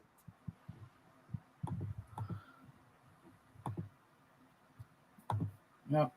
Shorty G, the only kind of memorable thing of that entire. Is that when he was Shorty G? Yep. Bret Hart, Ridiculous. one of those years, I believe, beat Bam Bam. Is that Bam 91? Bam was in 93. Ooh, who was 91?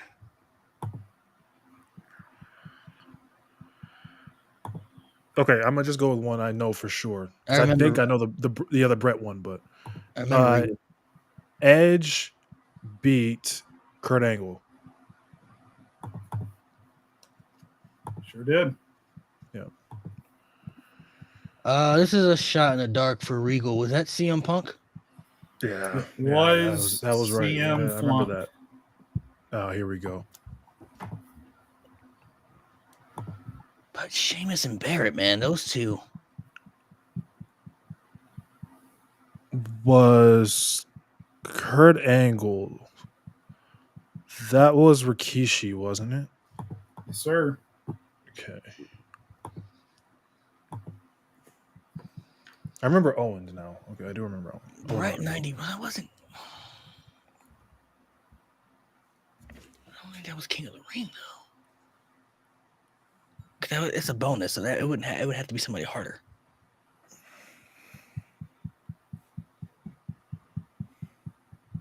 Yeah. 91 wasn't really someone that, in my experience, was known for being in the big matches. He was always around, but Oh, I remember 91. Just off you saying that, I remember 91 now.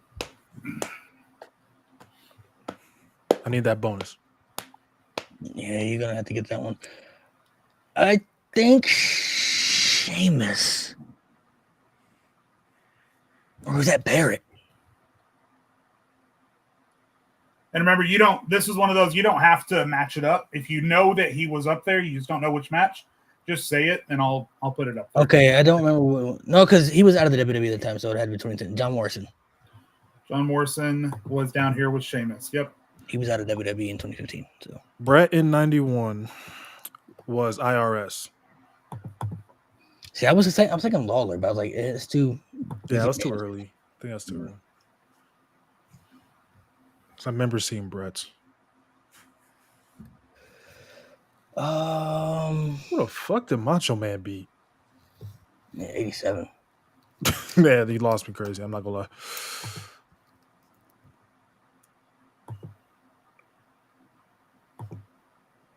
I think Bad News was so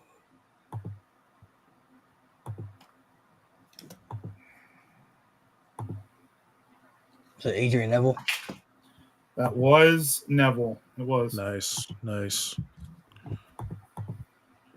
Now, Owen Hart in 94 faced Razor Ramon. Owen Hart, 94. It was Razor Ramon. Billy Gunn, man. Who did Billy Gunn beat in the finals? Yeah, Billy. All I remember about his King of the Ring is him getting mocked. What do you mean? Like, remember, my name is Billy, and I just won King of the Ring. But the problem is, I absolutely suck. I don't remember that one. Was that when The Rock was out there tearing down the one Billy Gunn? Yep. Yeah. I don't remember.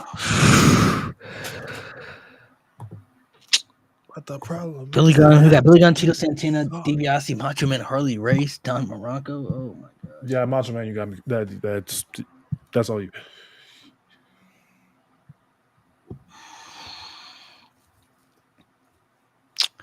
Man, Tito Santana. I'm just gonna. Oh my gosh. DiBiase. Some of these old school people at the time. This is the 80s. I remember that Billy Gunn one, bro.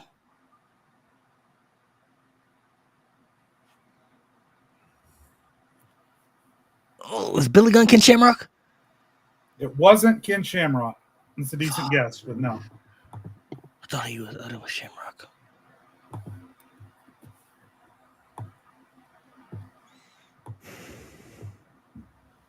'99.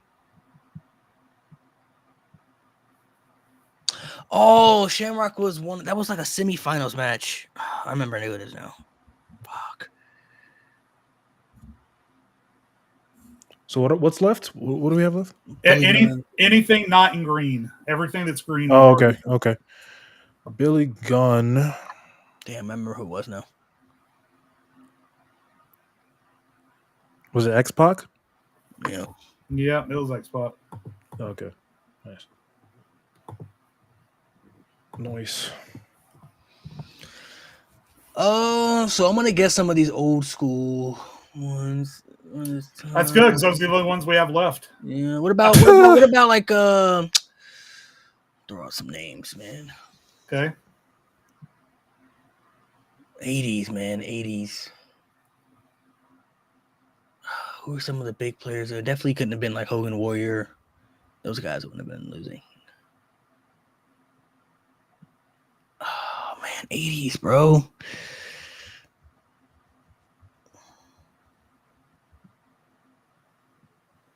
Maybe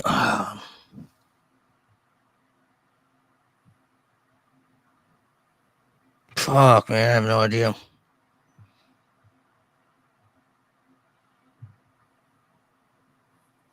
I'm trying to think of some old school names that would be like not really jobbers, but yeah. Man, I'm just gonna say Mr. Perfect. It's an excellent guess, but he did not do this.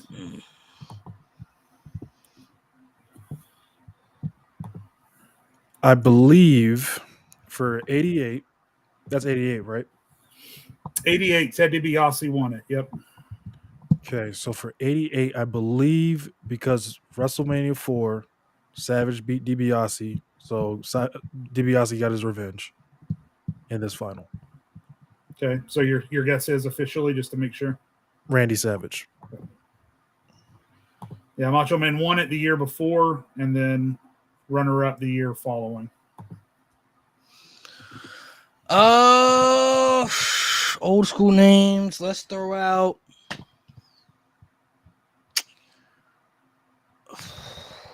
Man.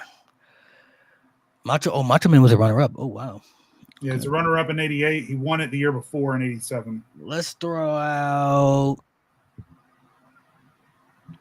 Man. King Kong Bundy. He's the one that falls right here to Macho Man. Crazy pull right there. Absolutely. Crazy Good pull. Good pull. What the fuck, bro? Crazy guess pool. I'm just naming. I'm naming old people at this point. Nah, bro. Shit. Tito Santana. Okay. Who the fuck could Tito Santana be? I might just pull the Malik strategy. I'm not gonna lie. I'm just trying to think of older people. Just throw out an old fart. Tito Santana, man. Harley Race. See, these are like mid 80s too, bro. Like yeah, like late 80s is where my knowledge really starts. Mid 80s is crazy. Yeah, they ran the King of the Ring every year from 85 all the way up to 2002. Rick Martel. That is a pull and a half. Lost to Tito Santana right here in 81. I wouldn't have been able to tell you what year.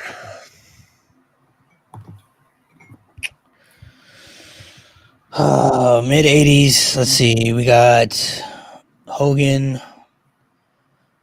Harley Race. I thought they just gave him the crown. Roddy Piper is mid 80s. No. I don't ever think he's in King of the Ring though. No. Okay, no, these are Harley Race is a bad guy.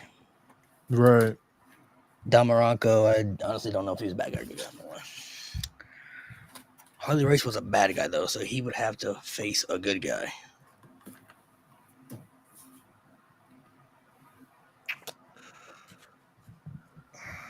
I needed to get this wrong so I can get this W. You still might win. I got nothing for Harley. I'm not gonna lie. Oh, he would have to face a good guy though, so it would have to be somebody who's a babyface. It definitely wouldn't be Hulk Hogan. I'll tell you, you're both on the right track with that. That it's not Hogan, it's not the Ultimate Warrior. Bob Backlund could be a good guess. Junkyard Dog. Pedro Morales was also around that time. He was a babyface. You're on the right track. I just need an official guess. You're kind of just picking one of those guys and hoping for the best, really. Yeah. Definitely not JYD. Definitely not. Bob Backlund is a really good answer. But Pedro Morales is up there too. Wasn't he WWE champion for like? Yeah, but he was champ for in the 70s. Isn't he on that record that Roman Reigns passed up? He was the last person Roman passed. Yeah, he was the last one. But he was champ for 70. But he was still around in the. But he was still around in the mid 80s, right? Yes or no? Yeah. Okay, so if his peak was in the 70s, a little bit older in the 80s, probably not winning as much. Backlund was kind of peaking in the 80s because he was champ during that time. I'm going to say Pedro Morales. Your brain did not let you down, Malik. Good pull. The strategy. Shimo could win it though, right? If he gets Don Morocco. If he gets it, yeah, it's the last. I honestly don't even know if he was a good guy or a bad guy. I don't even know. Don Morocco is a tough one. I don't know if he was a good guy or a bad guy. I mean, if I kind of knew that, maybe I could have a different strategy. But I don't know if he was a babyface or a heel.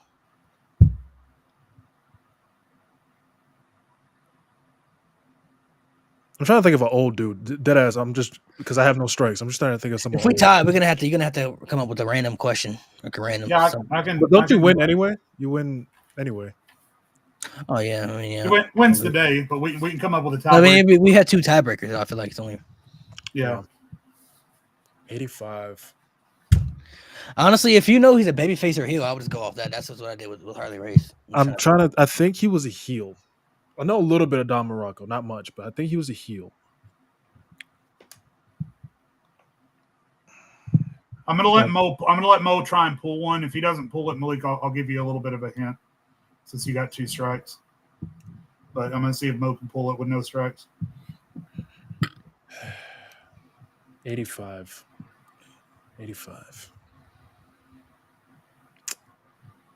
You got 3 strikes, Mo. Just throw one out. Iron Sheik. Seems like every time you guys just throw one out, you happen to hit man. Right on the head. I just thought of an old motherfucker. You guys are not beating the cheating allegations for sure. Now this was great. Crazy. I mean, of all the trivias we've done, I mean the performance on these last 2 between you 2 guys, I mean that's solid. That's solid. I would have loved 03 and 04 kind of saved me for Bad Blood. I'm not gonna lie. I would have loved to have seen how G would have done with some of that. Terrible. No, you wouldn't G. If you want, we could do a little fun bonus one if you want, because we did talk. So if you want to put something, I'm with it. Be something random. Preferably in like this, close to in the range. Well, we have to go full. We have to go some kind of history. Yeah. I had one. Let me see if I still got it. I had one that I pulled that I put together. That we ended up not doing because we ran out of time. I think. Let me see if I still got it. Give me a second. Let's see. I gotta keep muting because my fucking headphones died.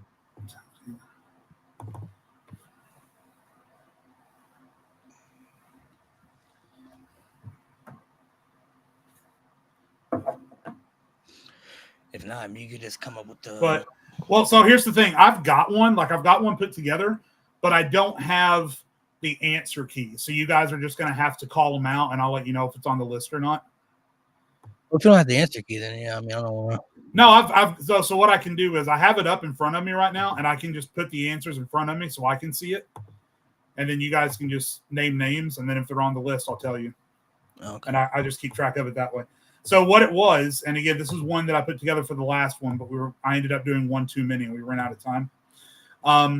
It's the championship history for the WWE Tag Team Champions from 2002 to 2010, when it really was the WWE Tag Team Champions, when they split it between the World Tag Team titles and the WWE Tag Team titles. Mm-hmm. Mm-hmm.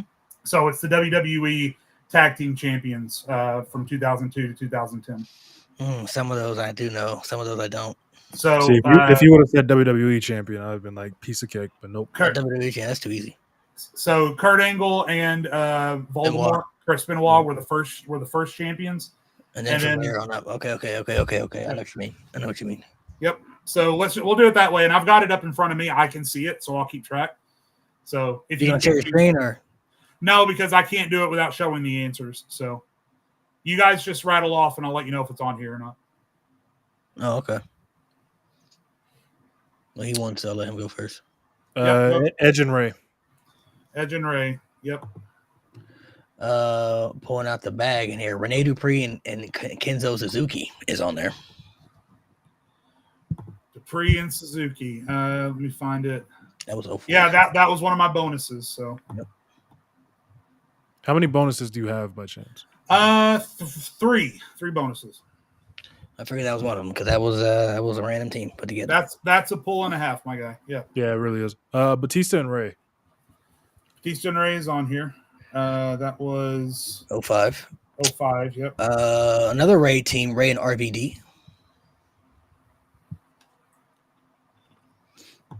Yep. Give me just a second to get Mo's point on there, and then Malik goes to 3. Okay. Eddie and Ray. Eddie and Ray. Mysterio Guerrero, yep. I'm gonna try to go up a little bit further. MVP and Matt Hardy. That was another bonus. Oh wow, okay. Malik leads 5-3 on this one. Yeah, Malik won. Animal and Heidenreich. Animal and Heidenreich. Give me a second. Heidenreich and Animal, yep. Eminem, Mercury Nitro. Mercury Nitro. Yep. 6-4. London and Kendrick. London and Kendrick. Probably one of the more memorable tag champs from this run. Morrison and Miz. A little further up. Yep, little later on. Yep. Primo and Carlito. Epico, Primo and Carlito right there. Yep. Of course, Deuce and Domino. Deuce and Domino. I actually really liked them as a team. Yeah, they were cool. What were some of the other teams just kind of thrown together? Los Guerreros. Los Guerreros, indeed. Definitely was actually. Oh, Eddie Guerrero went to Jerry. That's a bonus. That's a good pull. I forgot about that. Yeah, this one's right in Malik's wheelhouse. So yeah, man. And this was this aggression area. For sure. My brain's attitude error. Shit. 2002 to 2010. Okay, are we counting it when they were unified champions or just the? No, he said just the WWE. It goes all the way up to when the Hart Dynasty unified the titles, and that's when it stops. Got it. Okay. The Hart Dynasty doesn't count. I'm only looking for the last team to hold the actual WWE champs. After hold on. World's Greatest Tag Team. Haas and Benjamin. Haas and Benjamin. Definitely are on here. They got to be on there. Too Cool, Basham. Oh yeah, I had them for some reason. I had them on here under Team Angle, and I got confused. Oh, you gave away 2 answers, so same thing. Oh yeah, right. Shit. I'm gonna go ahead and say the Bashams.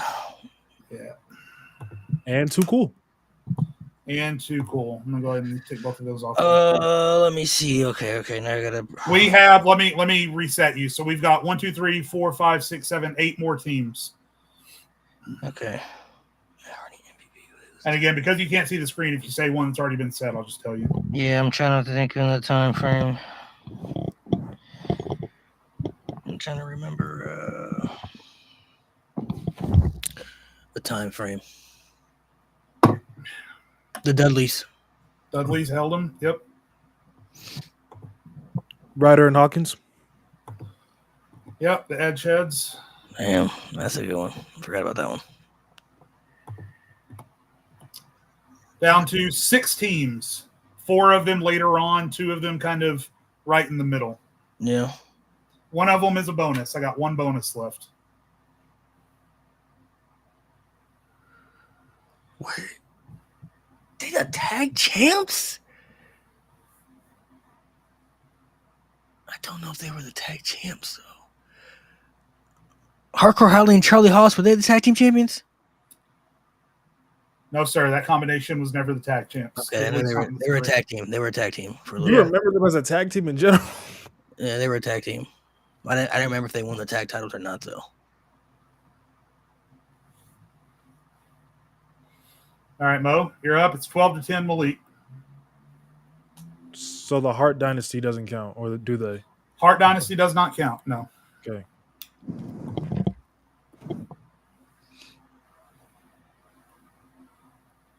Starts with the first team after Voldemort and Kurt Angle and ends with the last team before the Hart Dynasty.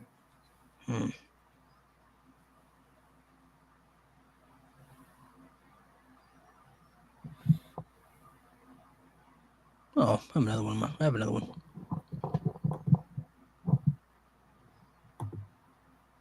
Oh, but they were unified, though, right? Hart Dynasty unified in 2010, though, right? Yeah. But the WWE Tag Team titles were unified with the World Tag Team titles at one point. Oh, I got one. I think that counts. I'm just going to say them anyway. Mo, you got one? Yeah, Kidman in London. That's one. Okay, so the I don't know. Hart Dynasty in 2010 unified, but they were champions. They had the World Tag Team titles and the WWE Tag Team titles together at one point. Before that, though, The official game is over, Malik. So if it doesn't count for some reason, I'll just tell you. You just throw it out. okay. Jericho and Edge were the tag champions for like a day or two. They were. Yeah, they're on the list. 13-11. We got 3. So basically, we've got the last 3 left. Oh, I know them. And then we've got a bonus that's stuck in the middle somewhere. Yeah, I know. I know 3 for sure. I know one of them. You're up, It Mo. was the weirdest combination I've ever seen. Haas and Rico. Yep, Dumbest combo I've ever seen. that's the bonus. DX would definitely be on there. DX, yep. Oh, I thought that was part of the unified shit. Okay. No, because this is 09. Yeah, that's why I said Jericho and Edge. So that's still. So Jericho's the other? Jericho's one, and there's one left. Oh, Show Miz? yeah. Show Miz. Show you're up. Yep. Oh, shit. Bad Blood's next week, right? Damn. Yep. It's this Saturday, isn't it? Nice. It's All right, be the well, there you best go. Bad Blood ever. Nice, easy one to go out on. What was the score? 15-14 Malik. Yep. Planet to Ass. A lot of those ones. Kenzo and Charlie Haas, man. I mean, Kenzo and Renee, man. That's one I remember. I don't know why. That's why I made it the first guess. I knew that. Why do you remember these shits, man? Kenzo and Renee, man. Enzo and Renee I would have never got. Haas and I knew Charlie Haas, but it was Rico. I think I don't know. When you said Charlie Haas, I tensed up. I was like, ah, and then you said because he teamed up with Hardcore Holly too, but Yeah. I was like, I forgot about Rico. Yeah. I actually did forget a little bit about Rico. That was cool. Nice little game there. Lessons learned from the second one. Obviously, I missed a name on the Bad Blood, but I hope you can forgive that because there was 50 fucking names on there. No, it's all good. Because that was insane.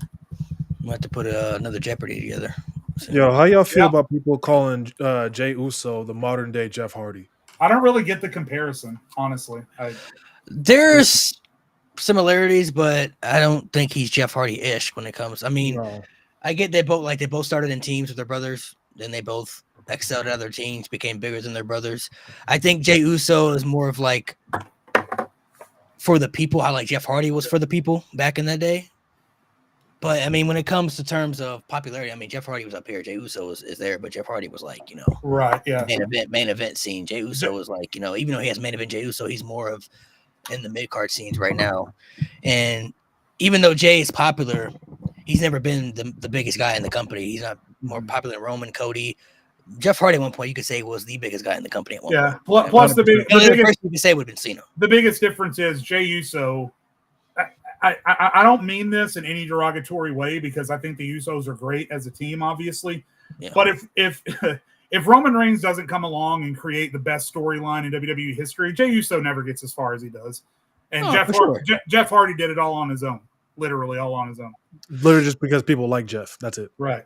Well, his style, Jeff Hardy's style was different. He was a risk taker. He was a high flyer. And, the face paint stuff, the black nails, like he had a different uniqueness to him. Nobody else was like him. So that's why he stood out. Jey Uso, I mean, granted, I would have never predicted Jey Uso would be a singles competitor. You know what I'm saying? I thought he'd forever be in a tag team with his brother. So nobody could ever obviously predicted that future for sure. But no. I mean, definitely when it comes out, I can understand the people's comparisons. Like there are similarities. Like I said, both guys were teaming up with their brothers. Legendary tag teams. They separated. They both were able to excel and become more bigger and popular than their brothers. It's just when Jeff Hardy was getting popular, he was getting thrown into world title scenes. He was looked at as a main event competitor.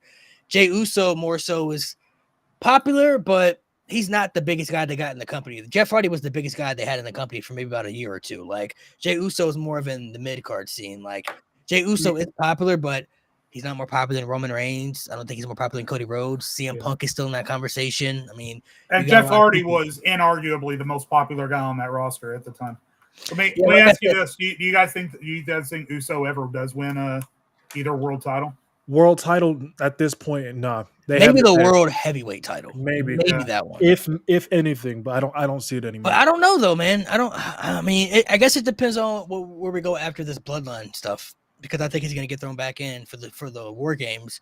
Yeah. I guess it would just depend what they do after that.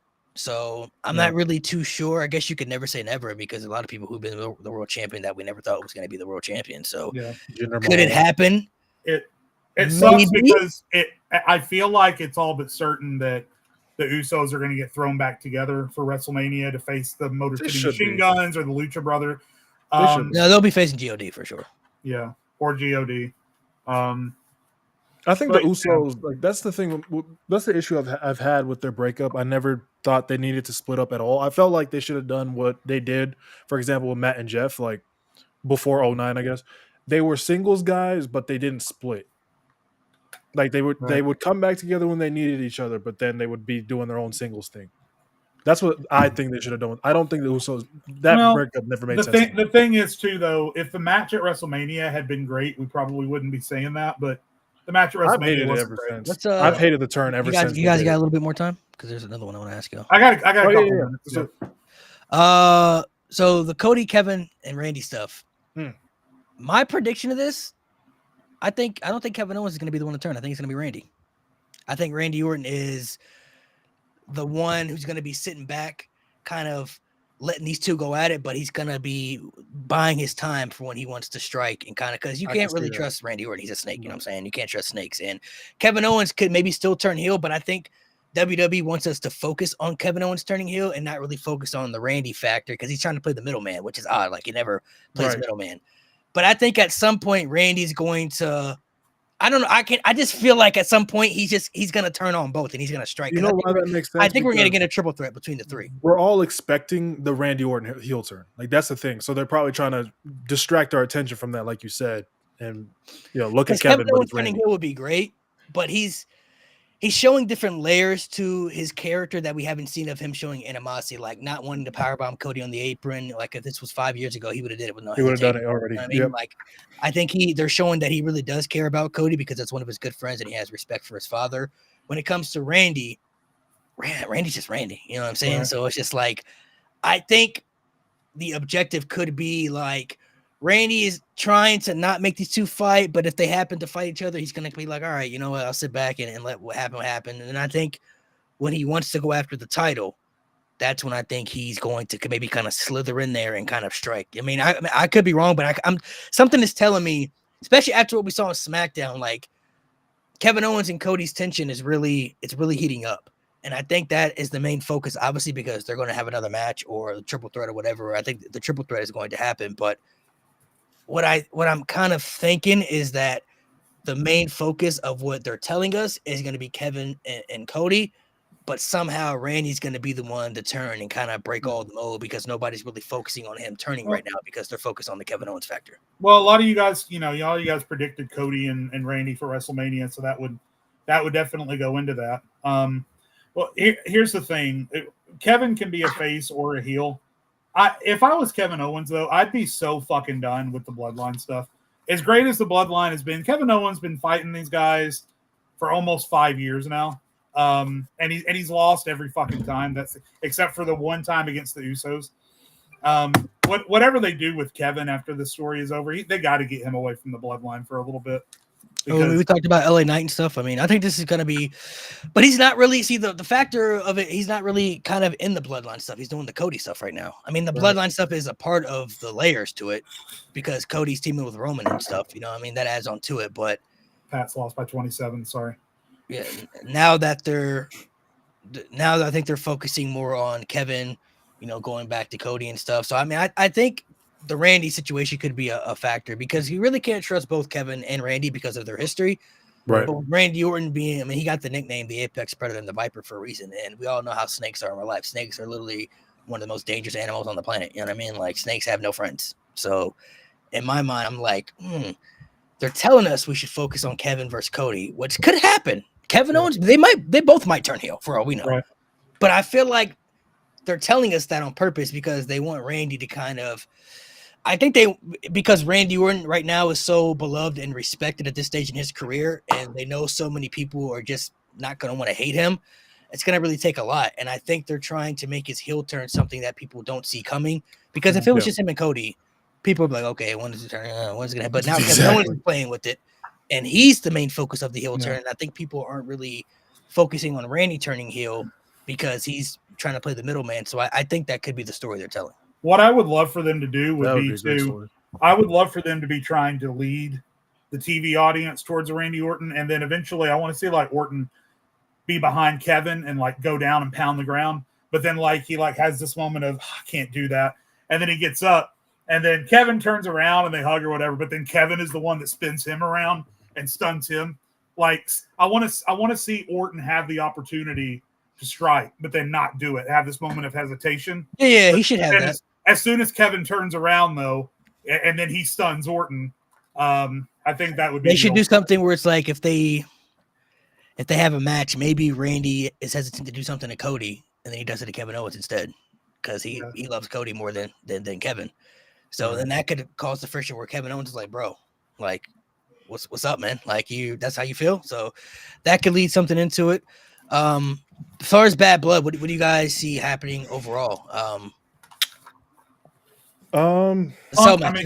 We got Punk winning the cell. Punk's gonna win the cell match. I think I think he's going to the feud with Gunther afterwards. I think Punk's winning the cell match.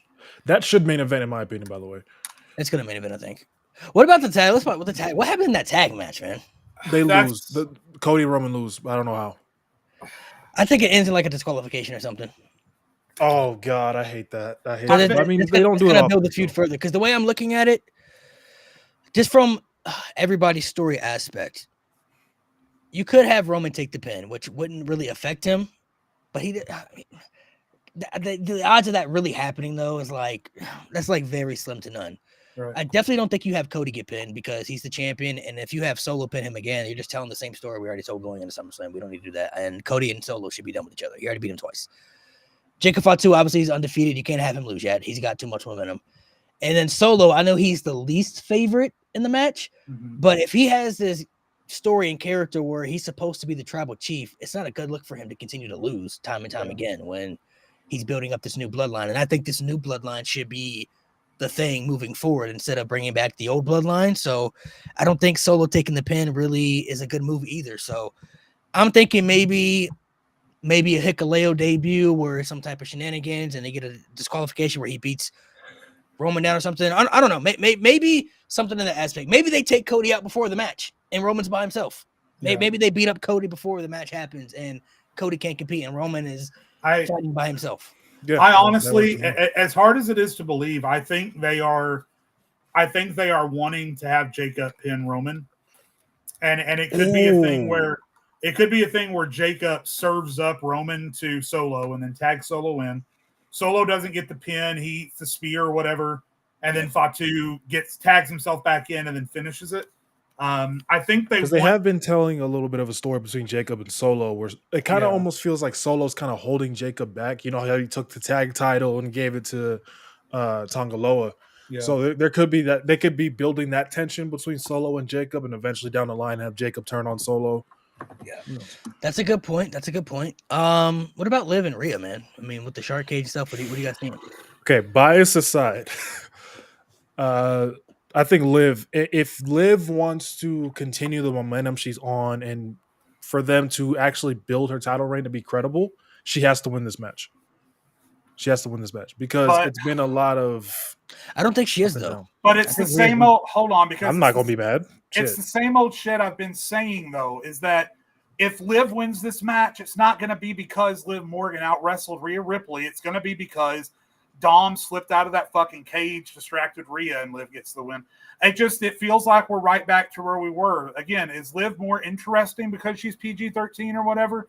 Yes, but she's not any more of a credible threat than she was 2 years ago because she still can't win the big one unless somebody is there to get it. The way I'm looking at it, because I think this is going to end in War Games. I think that's going to be the Women's War Games match. Sure, However, the way I'm looking at it, Liv is been doing spectacular. I can't lie. Like, this is the most interested I've ever been. Absolutely.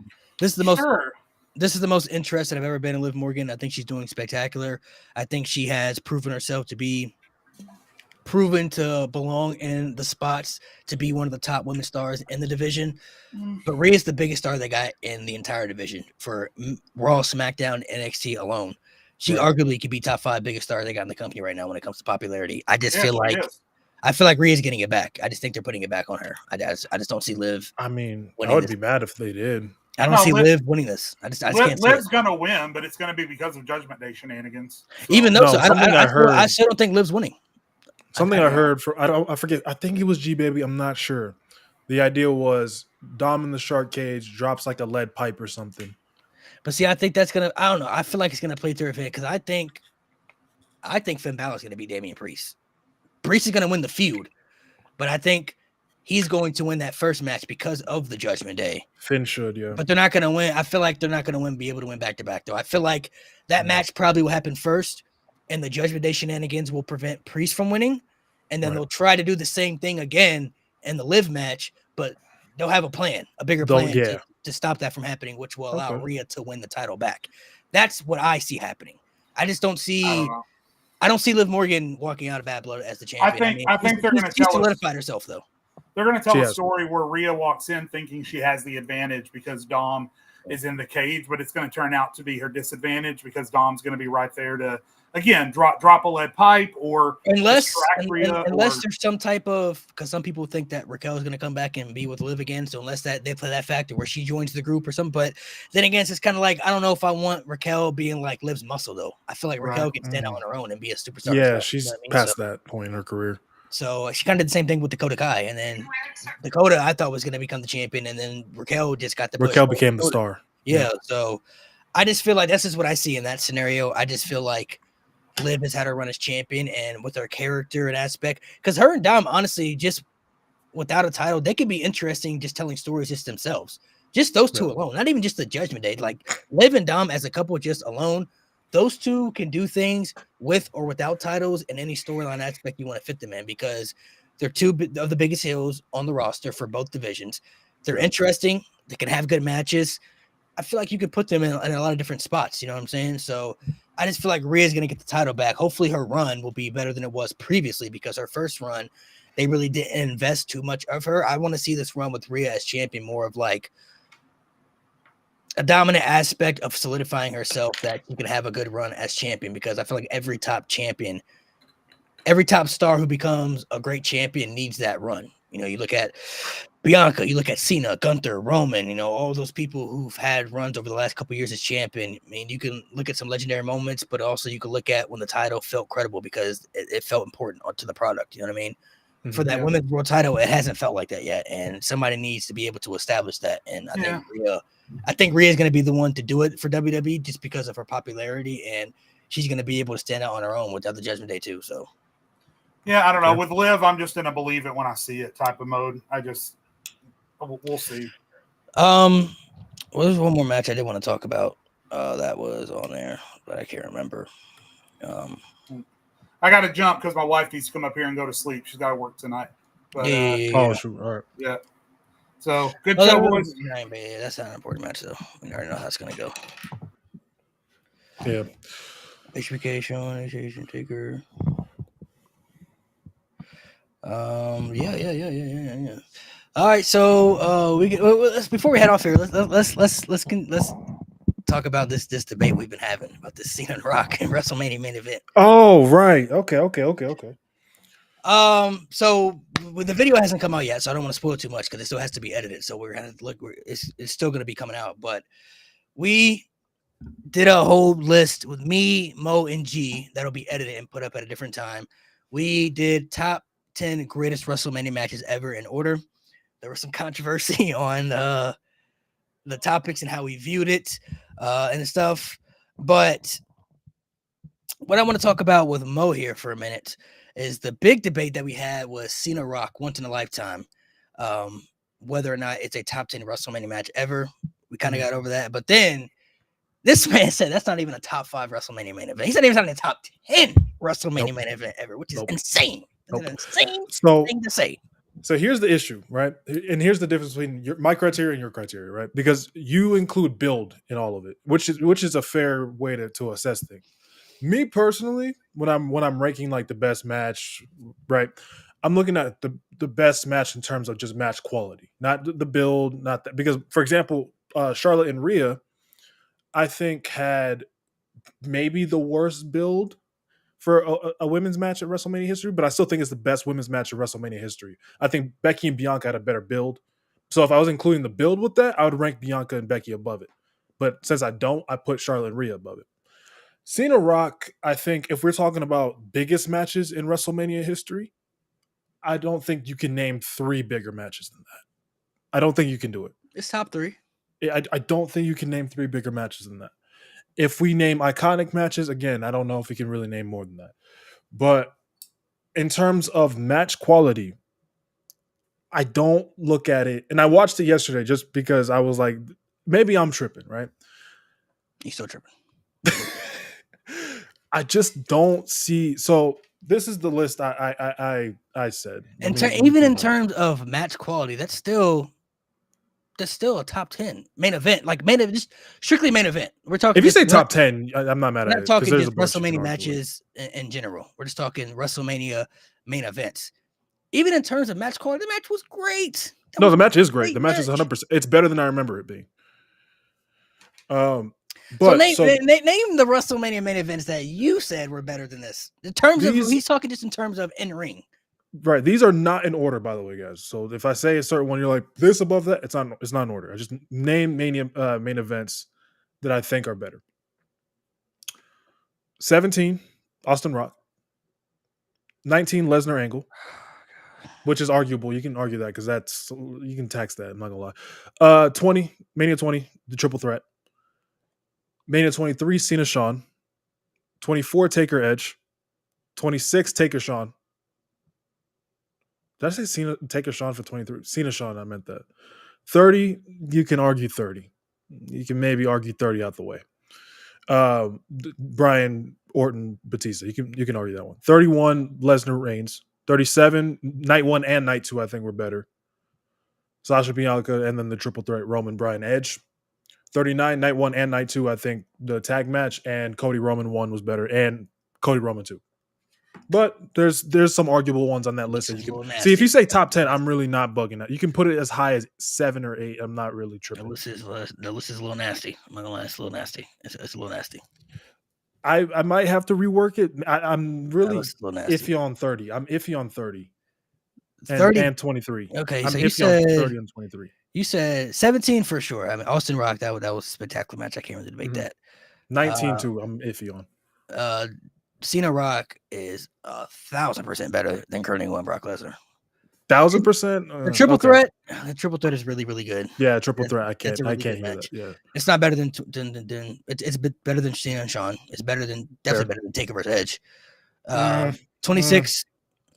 Shawn and Taker. I mean, that's a spectacular match. So triple threat at WrestleMania 30 was cool. It's not better than Cena Rock. 31 Roman Brock was cool. It's not better than Cena Rock. I'm taking Roman Brock. I'm not gonna lie. I'm taking Roman Brock. I'm taking Roman Brock, especially if you include the cash in. Oh yeah. 37. Both of the matches were great, actually. You actually can go back and forth which one was actually better for both nights. I mean, I go back and forth sometimes. I'm still taking Cena Rock. Okay, fair. You said 39. Both nights, yep. I'm still taking Cena Rock. Over now, Cody Roman 1? Yes. The second one, no. The second one. Yeah, no, 40. 40 is the greatest main event in WrestleMania history to me at this stage. You can argue that. Because if we're talking WrestleMania main events, see, a lot of these Cody are arguable, Cody and Roman at WrestleMania 40 is number 1. Number 2 is Austin Rock, WrestleMania 17. Number 3 is Taker Shawn, WrestleMania 26. Yep. Number 4 for me is Cena Rock, WrestleMania 28. Did you say the triple threat? It's better than the triple threat because I count the build and everything. So the build and stuff. Okay, if you count the build, then okay, fine. And number 5, like I said, you can put as high as 5 for me. I ain't gonna lie. I still like Hulk Hogan Ultimate Warrior. I ain't gonna lie to you. Hogan Warrior. That's a great build and a great match. I'm sorry. It is really good, but I don't know if I'd put it up there. Then of course, I mean, like I said, the triple threat, really, really good. Cena and Shawn is an underrated WrestleMania main event. Honestly. It's really underrated, yeah. That's a very underrated one. Taker and Edge is also very underrated. And of course, you still got Brock and Roman. I mean, the build was okay, but Brock Roman, the build is atrocious, terrible. The build was I wouldn't say it was bad. It was just it didn't have the WrestleMania main event. Nobody wanted it. It didn't have that feel to it. Of course, 30. I mean, the build was spectacular, and then of course, the match lived up to the expectations. The match is good. I mean, that could be number 5 easily too. But I mean, when you talk about WrestleMania main events, I just literally don't see how that could be top 5. See, if I'm factoring in build, I probably would agree with you, or probably put it a little bit lower.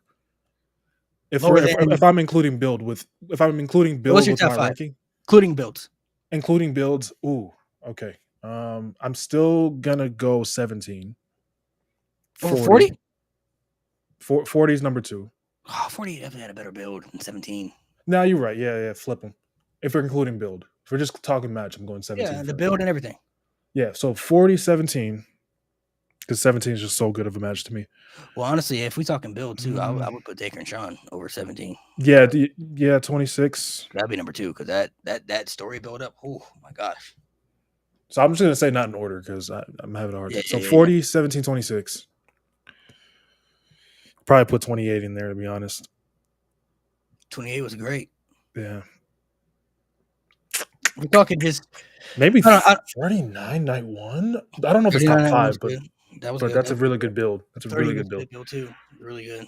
Yeah, that's a criteria I got to think of because I just don't include builds with great matches. For example, like Savage Steamboat, nobody remembers the build, but we all remember how great that match was. You know what I mean? That's why I rank it. I mean, that plays into a different factor. I just feel like, I mean, builds are a part of the story that is being told for the match. I mean, some of the builds, yes, we get aren't spectacular. 100% understand that, but I don't know. I mean, yeah, if you include build, then when we look at WrestleMania main events, even in terms of match quality, I still feel like Cena vs. Rock it's still a top 5 one for me. I mean, the match all around was spectacular, from the stare down to the interactions. Obviously it took a while to build up and stuff, but the back and forth anticipation, the unpredictability. I mean, I had people on the edge of their seats. Like that's the biggest match that we still one of my favorite matches ever for sure. That's the biggest match that we've had still to this day until we get Rock vs. Roman because we haven't had that yet. So, and I'm not gonna lie, like Cena Rock, I don't think can be topped even by Roman Rock. Maybe the story for Roman Rock would be topped. We'll top it, but like the feeling around Cena Rock, like this is the Rock's first match back in what was that? 8 years, 7 years? Yeah, 7 years. His first match back, singles match back, and then it's Attitude Era against Ruthless Aggression Era or Attitude Era against PG. Like, I don't think we'll get a bigger match than that. Roman, I don't think so. I think we won't know until they get into the ring. That's true. That's true. When they're in the ring with each other, that's when you'll feel it. Like that's and there's more interest in wrestling now than there was in 2012. 2012, people were just watching Cena Rock. Oh, yeah, this is gonna be. They were just there for Cena Rock. The Rock and Roman Reigns, box office statistically wise, is gonna be the biggest match in wrestling history. It's gonna be the biggest match ever. It's gonna break all types of records. Really, like I said, The Rock is a much bigger star than he even was then. Oh, yeah. Roman Reigns with the Tribal Chief, my gosh, has elevated himself. He's elevated himself so far. I don't think he's as big as Cena, but he's elevated himself. His aura is crazy. I don't know, man. His aura is wild, man. Like his aura is something like I ain't never seen, man. Like Cena was top dog for a long time, but the Tribal Chief character has an insane amount of aura where he doesn't really have to do much. He doesn't have to show up all the time. He's a special attraction. When he shows up, people are like coming. Like Roman Reigns is probably the only guy on the roster that can do very little. Doesn't have to do the bare minimum and still be the biggest guy. Literally went like this and people went ballistic. Yeah, he doesn't have to do much. He could do the very minimum and he'll still be the biggest guy in the company as far as the star wise. So yeah. I mean, I don't know. Roman and Rocky is going to be something crazy. I mean, it depends on when we get it, especially if they hypothetically, if they were to wait and we have WrestleMania at 42 in London. Oh my gosh. Oh, if they went in London, that'd be huge. For me, I feel like they really just need to wrap it up at 41. That's just me. I don't really know what you can do to drag the story. Like, of course, the interest will be there in 40 when we get to 42. There's a lot of things you could do, but because they're both part time, there's so many things. That is true. That is true. If you just want to keep Roman off TV, then Rock will show up like twice a year. Whenever, so, yeah. I mean, he'll show up for the build because he did that this year. I mean, he'll be there for the build, but as far as match, I mean, I guess it just depends. So it would just really depend on how much further they want to stretch it out. I mean, I could see them stretching it out to 42 because The Rock would he'll only be like 53 or something. So I mean, he's not that old. Like, a lot of people are trying to push it out like he's, oh my god, he'll be 53, bro. Like number one, this guy stays in incredible physical shape all around, 365 days a year, and he'll prepare and train ahead of time like he did this year for in-ring shape. You know what I mean? He only trained 12 weeks. Yeah, he'll make sure that he's prepared to go. You know what I'm saying? Like he'll train and do what he has to do. But like, there are plenty of people that have wrestled. There's some people who wrestled in the 50s who shouldn't have been. I will say that. Flair. But not everybody who's wrestled in the 50s has slowed down or been bad. Like look at Edge and Christian. Yeah, Edge and Christian. Ricky Steamboat came back and had that stuff with Chris Jericho. He looked great. Yeah, like and that stuff. So. I mean, Jericho, even in his 50s, he's still been producing some good matches. You know, he's had some good matches here and there. So, not everybody. Ric Flair, I think a lot of people may not know this, but Ric Flair was 59 when he had that match against Shawn Michaels at WrestleMania. Yeah, he was pushing 60, bro. Like, he was old, dude, and he was a good match. Damn near 60. It was more storytelling driven, but it was a really good match. Well, but the match was incredible. I mean, Shawn Michaels did. I mean, it's Shawn Michaels, so he can have a great match with anybody. But I mean, it's still like Flair Sting still Sting in his 50s in TNA, he was having great matches. You know what I mean? Like, you can still have good matches in your 50s. It's all about preparation. You know what I'm saying? About for your body. Staying in shape. Yeah. And I think Rock and Roman. I mean, like I said, they have to do the bare minimum. People may not. If they don't do it next year, I mean, we're also going to watch. Regardless, we're still going to watch it. I'm not going to watch WrestleMania because I'm still going to watch. But if we have to wait another year. Sure, I'm going to be like, oh, man, it's another year. But when that moment comes, everybody's going to eat it up. Everybody's going to eat it up. That's what I said. As soon as they start that tension of that build and WrestleMania 42 is getting closer and closer and closer, I mean, everybody's going to eat that up, bro. Like the fact that people like this, even this year with the road to 40, they didn't care about the story making sense. They just wanted to see that match. The interest is still there. Oh, yeah. They didn't care about Cody. Some people didn't care about Cody not finishing the story. They just want to see the match. But it's like, even though it made no logical sense, people didn't care. Interrupt that story, man. You can't interrupt. And honestly, I think it plans out better because hypothetically, we could have had it last year in Hollywood because The Rock already said that would have been a perfect. That match was a lock. It was going to happen, and then for some reason, creative, it didn't happen, right? But I'm glad it didn't happen last year, and I'm glad it didn't happen this year because that has led for The Rock to turn into the final boss, which is the best stuff The Rock has done in years. The Rock was the best part of that build. In my opinion. The Rock was the best part of that build going into WrestleMania. I'm not gonna lie to you. Like he was the most interesting and he was the best character. He was the best part of that build going into WrestleMania 40. Without Cody interrupting him to say, you know what, I changed my mind. I'm gonna finish my story. We don't get that. None of that happens if we just have Rock versus Roman last year. It still would have been big, but it would have been Yeah. babyface Rock. You could see babyface promos, and it still would have sold tickets and made money. But now that you have Roman now, who has lost the championship, and now he has to add different layers to his character, and now he's starting to get good guy reactions. He could be a babyface now. The Rock could be the bad guy with the final boss. This to me adds more different layers to the story that is going to make it much better than if we had a heel Roman versus babyface Rock. I think it's going to be much better with babyface Roman and heel Rock. Yeah, because to me, since Rock came back in 2011, PG babyface Rock hasn't really worked for me. Like the Cena stuff was good though because they threw shots. It was all right. They let him kind of get more edgy, right? Yeah. But when he was doing his like random little comebacks and those corny ass promos, I hated that shit. Like I enjoyed seeing him, but I hated the promos. But since he made the switch, it was this promo he had with Corbin in 2019. I was like, that was fucking corny. Oh, okay. I know what you mean. I know what you mean. I'm like, that was so corny. Like, I don't like when he comes down. He does like the American type promos. It's like, it's like, dude, different time frame now, bro. Like, it's right. It's a different time frame now. So international crowd. I see what you're saying with that one. I I get it. I think this edgy heel Rock and like Roman clearly he showed like he doesn't really have to change much. He's just fighting heels now. That's all he has to do. And like he said in the promo with Cody, he got nothing to lose now. Everything's taken from him. He got no Ulafala. He got no world title. He got no wise man. He got no bloodline. He has nothing right now. He has nothing. He's fighting for what? He's fighting to get his spot back. But if he loses, he got nothing to lose at this point. He's a man now who has had everything in the palm of his hands and now has nothing. Nothing. Yep. So it's going to be interesting to see what aspects they go. Personally, I think it should happen at 41. But if they were to wait for 42, if it's going to be in London, because we don't know for sure, we don't know the future. I'm not Raven Baxter. I'm not Psychic, so I don't know. I don't know the future. I don't have visions. But if hypothetically WrestleMania 42 is going to be at Wembley Stadium, if they wanted to push that for Wembley Stadium, I would understand it from a business perspective, and I'd be fine with that, honestly, because they would have a better crowd than they would in Vegas for sure. Oh yeah, and as long as they can push it and actually keep it interesting, I'm good. Oh yeah. There's a lot of different angles they can do. Yeah. So before we head off here, let's do a little predicting the future here. Okay. For WrestleMania, what are the 4 big marquee matches that you think are going to happen? Like your 4 big that I think are going to happen. So your 2 world title matches and then 2 maybe non-title matches. So what I see happening for the World Heavyweight title is, for some reason, even though Cena said like, "Hey, I gotta build myself back up," I can still see them doing Gunther and Cena. I can still see it happening. It's either Gunther and Cena or it's Gunther and Punk. It's one of the two. Oh, okay. And then for the WWE title, so let's narrow it down. If you had to pick the 4 between those 2 world title matches, which one you sticking with? Oh, I'd go Gunther Cena. I think that's more potential. So you're saying Gunther and Cena for the world title?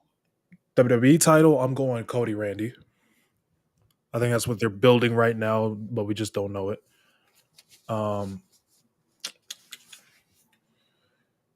I think we're gonna get Roman Rock. Okay. I think we're gonna, and then Punk and Seth. I think will be this year. So those are your 3 right there. I mean, sorry, those are your 4. Yeah. You have Gunther and Cena for the World Heavyweight title. Mm-hmm. You Cena win the Rumble?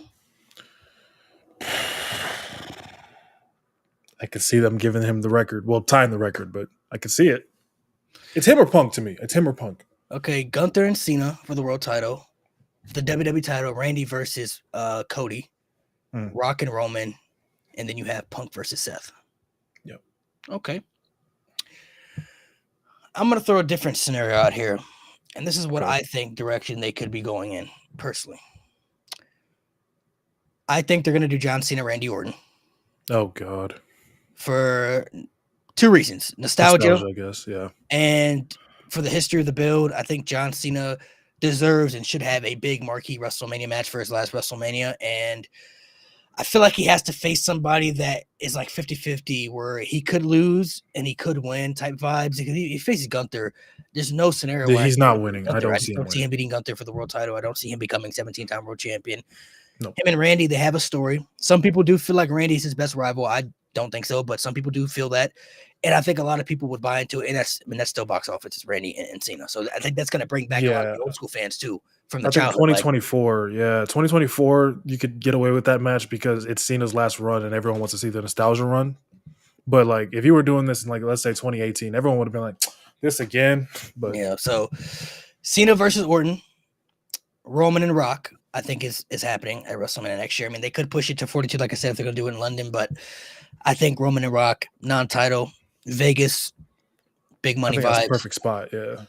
The 2 world title match is going to be different. I think it's going to be Gunther and Seth Rollins. I think Gunther and Seth Rollins. That is a match that we need. With Seth Rollins winning the Elimination Chamber, not the Royal Rumble. These two have never had a match on the main roster. And I mean, Gunther and Seth, that's bound to be a great match. These two can have bad matches. So, I mean, they have nothing but great matches. Yep. And something is telling me, I don't know why. I think Punk is winning the Rumble, and I think he faces Cody at WrestleMania. Oh, okay. If you remember the promo they had in the beginning of the year in January, there's an appealing story there to tell, I feel like. That's what made the Rumble so interesting. CM Punk said that he was more of the American dream than Cody because he didn't come from the royalty family of wrestling. He came from the gutters and had to fight and get to where he was at for himself.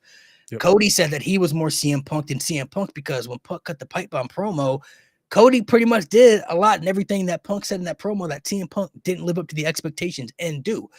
And even though Drew McIntyre injured CM Punk in the Rumble, Cody's the one who eliminated Punk to win the Rumble. So Punk was this close to getting to WrestleMania. He was right there. Right. Cody stopped that from happening. I feel like Punk wins the Rumble. And then not only he wants to have the WrestleMania main event spot, you have to have somebody that he faces equal in that spot to make it feel like a big WrestleMania main event. But I feel like Punk's story is going, he wants to prove that he's still the best in the world. And he wants to be the top champion and the top guy. And by doing that, he has to beat Cody. I think that's the story and the direction. That's a good ass story. Because I don't think they're going to do Cody Rock at WrestleMania. They shouldn't. No. I just because I think Randy's going to face Cena. Randy's off the table. And then Roman will be doing something with Rock as well. I think Punk is the other big marquee match. And that could honestly, hear me out, that could be the start and the catalyst of maybe the Homelander Cody starting to kind of progress. Because a lot of people got behind Cody Rhodes this year because he didn't get that moment and he deserved that moment to finish his story and people wanted to see it. CM Punk is yet to have his moment to main event WrestleMania. We all know he should have main evented WrestleMania 29, but due to like WWE backstage politics, that was snatched from him. He's come back for that moment. Punk wants that WrestleMania main event, and I think a lot of people are going to want him to maybe get that one last run as world champion because CM Punk's popularity is still up there, and I don't see the fans turning on Punk for Cody. I don't think they will turn on Cody for Punk either, but I could see the planting of the seeds of maybe the fans are siding with more than Punk. Maybe the fans are wanting Punk to get that moment more than Cody. But all right, Cody, you've had a championship for a year. You've had your moment. See, we want Punk I to can get see that them moment now. Let him have his moment. Punk. And now they're behind CM Punk more than Cody. And that could maybe start to tweak the Cody of the Homelander vibes where it's like, oh, man, you guys thought you guys turned on me now? I thought, exactly. You guys were behind me. Like you guys are picking CM Punk now. Okay, maybe that could be the factor they're playing into it. It could be. I mean, my thing, if they were to run that match, I could see Cody being the one getting more boos. Maybe not like full on fuck Cody Rhodes, but more like boo. Because everyone wants, a lot of people want to see Punk get that moment, that nostalgia moment of Punk holding the WWE title again. So my question to you is like, do you do babyface versus babyface going into WrestleMania? Yeah. Okay. Yeah. I mean, babyface versus babyface will still be box office. It still work, yeah. Punk wins the match. That's when you can start to see Cody maybe digressing, or even if Cody wins. If Cody wins, maybe the fans will turn on him at that point. If he wins, because he beat. At that point, it's like, okay, he beat Punk. He's been champ for over a year now. Now it's kind of like, okay, you've been champ for a long time now. We get you're one of the top guys, but that was your chance to give. That was your chance to give Punk his moment and to do something different and new, and you passed it up to keep Cody as the champion.